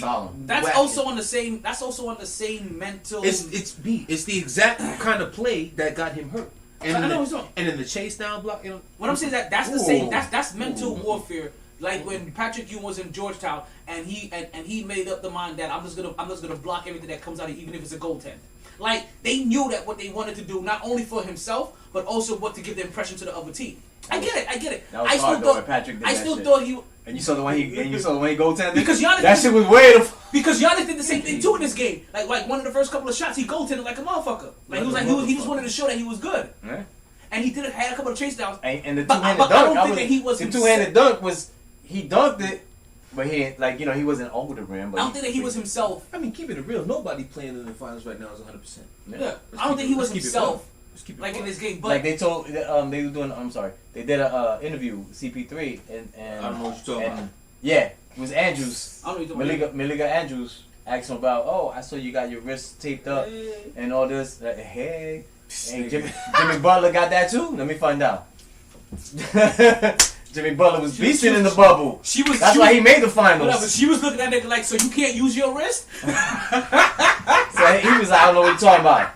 I don't know what you're talking about. I don't know what you're talking about. I don't know what you're talking I about. don't know what you're talking about. Yeah, when you all talking about shorties, I feel what you're talking about Charlie, but I think Malika got it. Nah, Joy Taylor. She got some lips too though. Joy Taylor. How about Champion ain't there no more, but okay. So even Taylor Rooks. I know. Okay, Taylor Rooks. Lisp. I said lips. but say she was like a toothpick. Yes, I'm sorry. I need substance to my women, man. That's why I say, if possible, cool. All right, I need substance to my women. Not too sorry. deep in one sentence. Substance. In one you sentence. can't look like a toothpick. In one sentence, because I was lost. I didn't hear about it. What happened with Rachel? No. Did she get fired? She's not fired. No, because the way somebody's trying to ruin her because did she lose the jump? Because literally she hasn't lost a jump yet. All right, then that's all. That's all I need to know. She had lost a jump. She was. That's all I want to know. Because it sounded like she lost a jump. That's why I was like, I didn't know what. In the first way that I I caught think, you at, like in the middle of the conversation. In the first way, I think Milwaukee needs to play that New York, is that Giannis needs to take on a role more like Bernard King, and not so much of a ball handler. I know he can do it sometimes, but it's done to from how I saw them close out Atlanta. Bernard and Giannis in the same sentence? No, stop it right now. You can play Giannis like you play Bernard King. Stop it. No. Have you ever seen Bernard King play? Do you remember one of the key aspects of Bernard King's game? Did you ever see Bernard King play? Yes, but do you how know one old of the were key? you when you watched him play? Were you like 11? I was super young. Super And I had to come young, back right? and watch and come back and watch. I was a grown ass man. I'm not talking about the jump shot because we know the jump shot is good. It still has to come and he has to work on. Bernard King be that nigga. But what I'm talking about, huh? No, that's the wrong man. No. So listen to me. That mid range. What I'm talking about is that when Giannis gets the ball, but I know what he's saying. Somebody needs to give Giannis the ball with a head of steam, like when he breaks, like at that half court mark. Let him take 2 dribbles and go do his thing. He shouldn't be bringing that ball up the court. He doesn't need to be orchestrating the offense. Like he needs to get that ball on that wing when he's coming down and use his length, strength, and size to generate something. Because I think Giannis is gonna develop a jump shot. He'll develop something in the mid range. He has the will to do it. I'm also gonna tell you this about Giannis. Giannis the only person I could. I'm gonna tell you. With Giannis is Iceman. That's it. I'm gonna tell you this also about Giannis. I guess I have 3 points about this whole entire area. George was smooth. Yeah. Giannis is rough and rigid. Giannis is rough. Like then you can't. Giannis has moments like the little spit, like the shit he did game 2 on Atlanta. That's the reason I didn't say that Giannis plays like Bernard King. I said they need to treat him like Bernard King, where they need to catch him when he's coming down that wing and get him that ball there. I don't want to see Giannis bringing the ball up. But the other way I feel like they need to play like New York is that it's the other New York team, Brooklyn, where Brook Lopez, through the working of his point guard, Drew Holiday, needs to be the focal point. So that's the reason why I say, like, okay. That's counterfeit money right there, man. No, it's not. Brook Lopez held down that whole Brooklyn team for you for years. With no help. He was a number 10 pick. Yeah, I know. Didn't work. He was one of the best big men in the game. And then when the game went... He switched his game. I feel you know why he's like saying it, though? He changed his game. You know why he's saying it, though? Pretty dope. Because you need to make Ayton work. You need to make Ayton work. You got to make him work. Because right now he's the key. Aiden's around the rim, dude. But that's what they're doing with Aiden. They're getting He's Aiden around the the ball, rim, dude. but all he has to do is take 2 dribbles and score. Yeah, he's around the rim, dude. Exactly. That's why I feel like I know Giannis can do more, but it needs to be less of what he can do more and more of what he can do more. They gave Johnson Giannis. But you know why it's not going to work? Phoenix has 2 head coaches. Milwaukee has 1. One of their head coaches happens to be the starting point guard. And the one coach Milwaukee has is a guy who continuously, when needed most, does not make the proper adjustments. What's his name? Budenholzer. He came out and he came out publicly and said how he hit up Greg Popovich for advice before the finals. That means he already doubting himself. He may have the problem that Monty Williams had when he was younger, which Monty Williams admitted to have to fix it now. Where I'm not so far out. Monty, hey, when you telling Chris Paul what he's like, yo, I ain't telling Chris Paul shit. I'm letting him do his thing. So that may be it. Like, he's not letting Drew Holiday do his thing. He's just forcing every play. Because I feel like if they played in a conventional style that highlights Drew Holiday and Brook Lopez more, right? And you use Giannis in that way that Bernard King is, or the way that I wasn't even thinking about this, the way that Phoenix is using Aiden, right? Where when you give him the ball, it's 2-3 dribbles and that's it. And he's full head of steam and he gets to score. He will be so much more expected. What's going on, Ralph Williams podcast? Welcome to the podcast. I haven't seen you in a while. Hope you've been doing well. And it looks like the Stanley Cup has been decided. It's over. Yes, sir. Tampa back to back. I have watched 2 great celebrations. Lightning's I back watched to England back versus Denmark earlier That was today. a beautiful game. That was a good game. That was a beautiful game. We all watched it. We all, man. It made me. That game made me miss something. I'm at work. I'm at work on the computer, but looking down on my phone like. Yeah. It was. I remember what Denmark got the first score, and then it put urgency into England. England ended up getting that was the first goal England let up the whole tournament. Yeah. Crazy. And it gave them that fire. But they got it right back. Yeah, and it ended up scoring right back, and then they got the penalty kick, and they got the rebound on the penalty kick to go up 2-1, and then after that they played keep away. Straight keep away.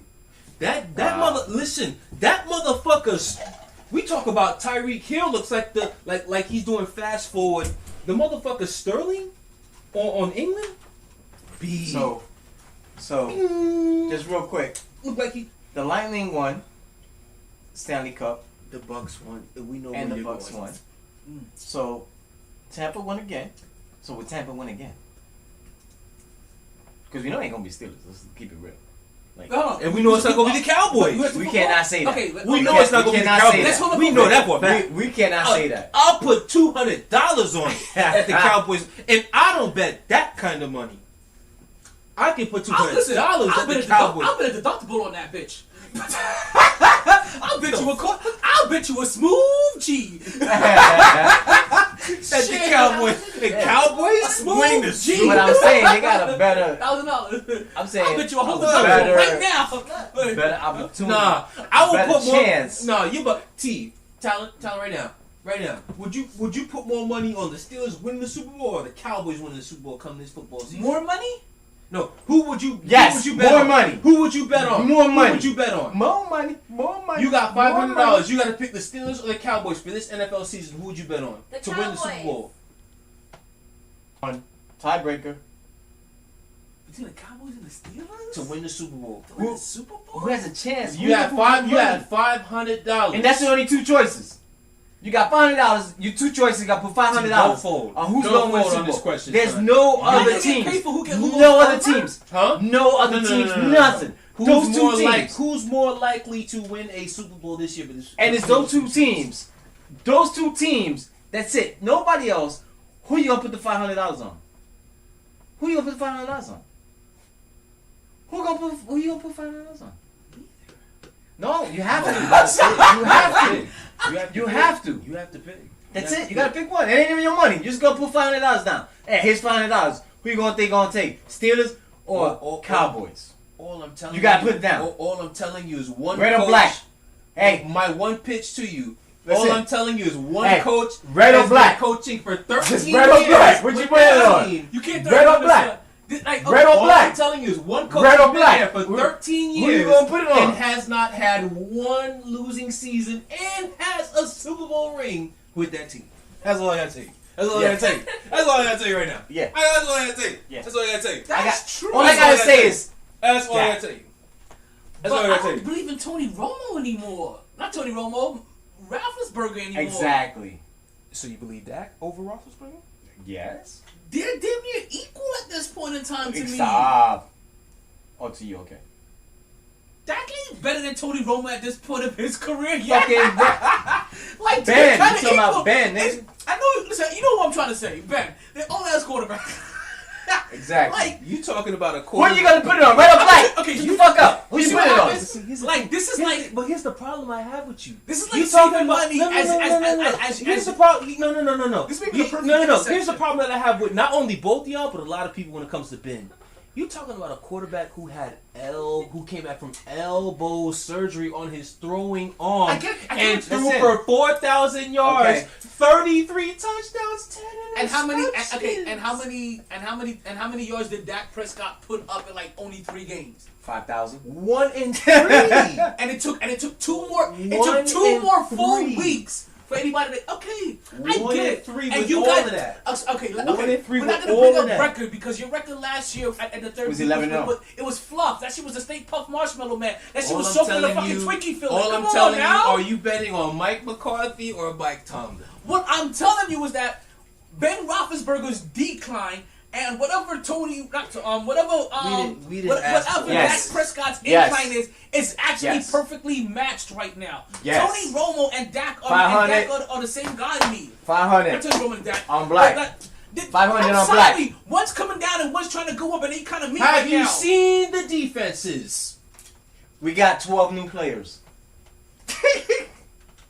The Cowboys? On defense, yeah. Pittsburgh. Thank you. Pittsburgh. Thank you very much. Thank you very What? much. Oh, that was supposed to help your cause? I'm saying you needed 12 new players on Exactly. defense. So 'Cause y'all was so that's why fucking we're gonna be ass. better. Ah, bendito. Is that right? It's all right. I see where the love is at. Oh man, We got 2 You for the realize- Cowboys and 2 for I don't want to Pittsburgh. do your show, Fuck but that. can I reach out to you on Twitter or you gonna trust? No disrespect, but do you watch football? Now I do. I don't have a choice. Listen, You serious? You serious? Listen, Listen, that's what you're You know going what? off of. That's what You you're know going. what? No disrespect, I heard- but that's what you're going listen, off of. I That's what you're going off I of. heard Cowboys. I heard that's what I heard. I was like, yes, we're Cowboy fans. We take every little shit we can get. We know. Trust me, Exactly. We all know. Exactly. We all know. need that. Y'all win the We Super need Bowl that. in the summertime. I tell you All that. day. Y'all win the Super Bowl in the All day. summertime. They win the season every offseason. Every offseason. Every Y'all win the offseason. Super We Bowl. champs. That's why y'all gonna be all We hard champs. knocks and everything. Ooh, we got hard knocks. That's gonna be more Yes. reason. That's gonna be more Yes. reason. T. We got hard I forgot knocks. that part. We got hard knocks. I was gonna talk about that shit last week. That is and I more of a forgot. reason. That is more of a reason to not put your money on the Cowboys. After you see hard They're knocks, gonna be showcasing Okay. the rookies. You asked me my opinion. You've convinced me. Pittsburgh.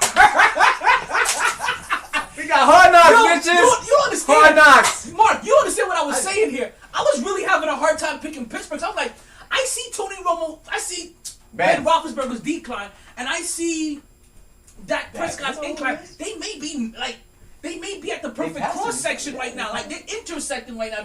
Like this is when when your That's mortgage going is, up, when and your he mortgage is going going down and your savings account is going up, and you need to lower your life insurance. Like whatever. Like we talking money. But well, hold on. We only got a couple more minutes left in the podcast. Like maybe 10. Like it's shit like that. I was like, you know what? They may be matching. They may be catching each other. With my quarterback's decline, my man's still betting on us to be better than your team. See how surprised he is? Can I say my last statement I'm not surprised. about I'm not surprised because y'all about notoriously Milwaukee, fold. about this Milwaukee and Notoriously Phoenix fold. series? That's all Yeah, y'all go ahead. do. Fold. Wait, KJ, I want you here for this Alright. for the statement. I don't know if I said this last week or not. I don't know if I've been just thinking this for a long ass time. Phoenix in 4. But as Suns in 4. Oh, Suns in 4. Maybe 5. Gentleman street at best. Because y'all, this is gonna be close. Coaching. Double coaching. Coaching. Coaching squared. Seriously. Right? Literally Coaching CP3. But like Coaching this is C. squared. Like no, actually, you know what? Coaching and player cubed. CP3. Like, however you want to take it. But Because Budenholzer, when it comes to the... as I'm telling you guys about how Milwaukee needs to change up their game plan, where I think that you need to rely a little bit more heavily on Brook Lopez and Drew Holiday, and kind of like and retool how you utilize Giannis. But Giannis needs to do one thing over the summer, and I'm seeing it clear as day. He needs to sit with Brook Lopez in the summertime, because if Giannis Antetokounmpo had Brook Lopez's skill, he would be the best player in the NBA. Without question. Brook can give it to you anyway. Like, Brook is skilled. He is skilled. Game 5 against Atlanta, and Game 6. Where is he? In the paint. But then he can go out there and stroke that 3 at the same time. Game 6. I think Phoenix would just want to win it at home in 5. You know what I'm saying? They might give a game up in Milwaukee just so they could win it at home and shit. That's what Tampa Bay just did. Because I just saw Tampa Bay. I'm thinking about that shit. And Tampa Bay is like, you know what? Let's win it at home. Well, I heard the mayor of Tampa Bay asked for that shit. Wait, Tampa Bay just won? Yeah, Tampa Bay just won. That's why I wanted Montreal to win, because I'm like, how dare you disrespect the game like that? How dare you just basically say you I don't want Tampa Bay to have multiple championships. I'm not trying to call Tampa Bay Title Town. Sickening, isn't it? And they beat the Islanders to get there. Wait, what's their baseball? Yo, that's what pisses me off right there, bro. They still got the Rays. What are the Rays looking like right now? As far as I check, the Rays still looking good. I can't call Tampa Bay Title Town this. The Rays still looking good, B. This is not. You want to hear a joke? Good. Yeah. These nuts. There you go. That's what I feel about. I heard that New Orleans was really happy with Jamin. They were really happy and surprised by Jameis Winston's arm strength. Damn! Yo! So my first response is like, Drew? That's how y'all feeling about Drew Brees? Y'all dead ass? You gotta tell James Winston like that? with the arm. See, you know what my response was? Did him dirty like We that. never questioned his arm strength. How was his accuracy looking? At least tell me the nigga hit the field. That's what I'm saying. That's what I'm saying. That's two things I thought of when you just said that. I'm like, damn, y'all gonna size Drew Brees like that? And then 2, you said arm strength. You didn't say nothing about no damn accuracy. No arm strength. You didn't say Arm nothing about no strength. accuracy. You didn't say nothing about no accuracy. Is he actually? They still talking about Hill being the starter. No, I haven't heard that. No, Yeah. they still are. The last- they still yeah. are.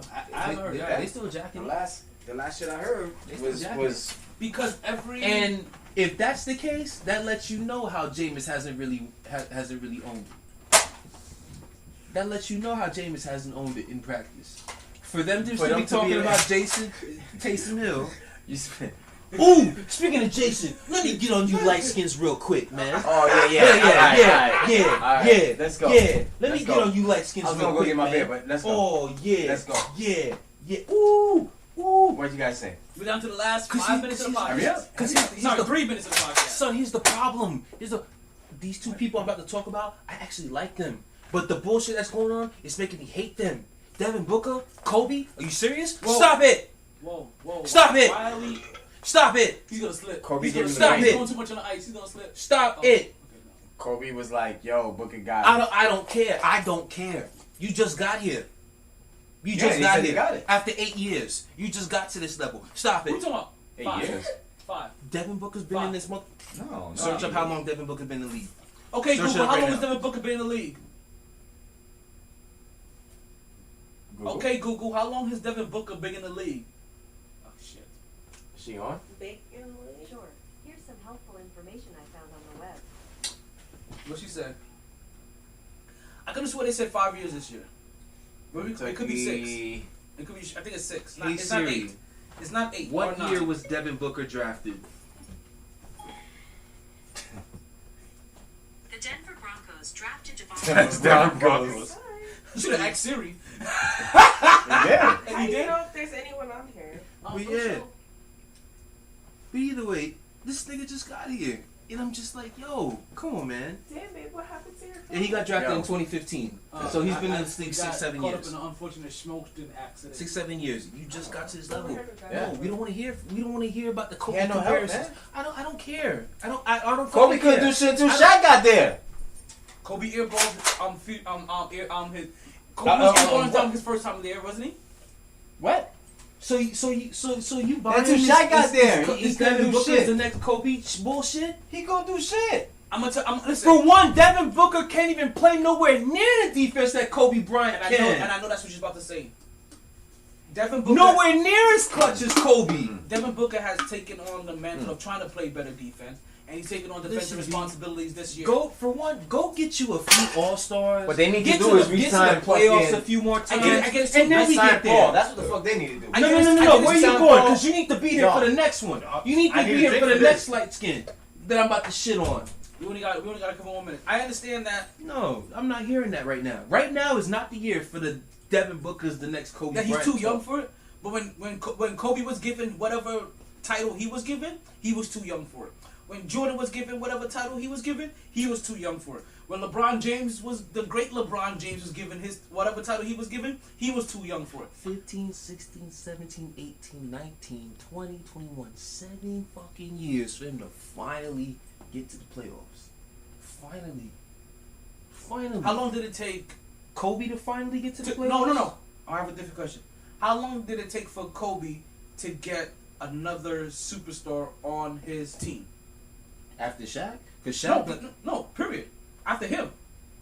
What, after Shaq? Mm-hmm. He never got one.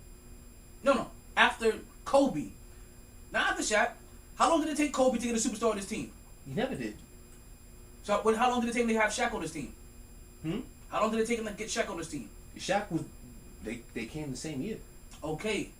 How long did it take for Devin Booker to get a superstar on his team? 6 years. 6-7 years. That's still garbage. You wanna know why that's still garbage?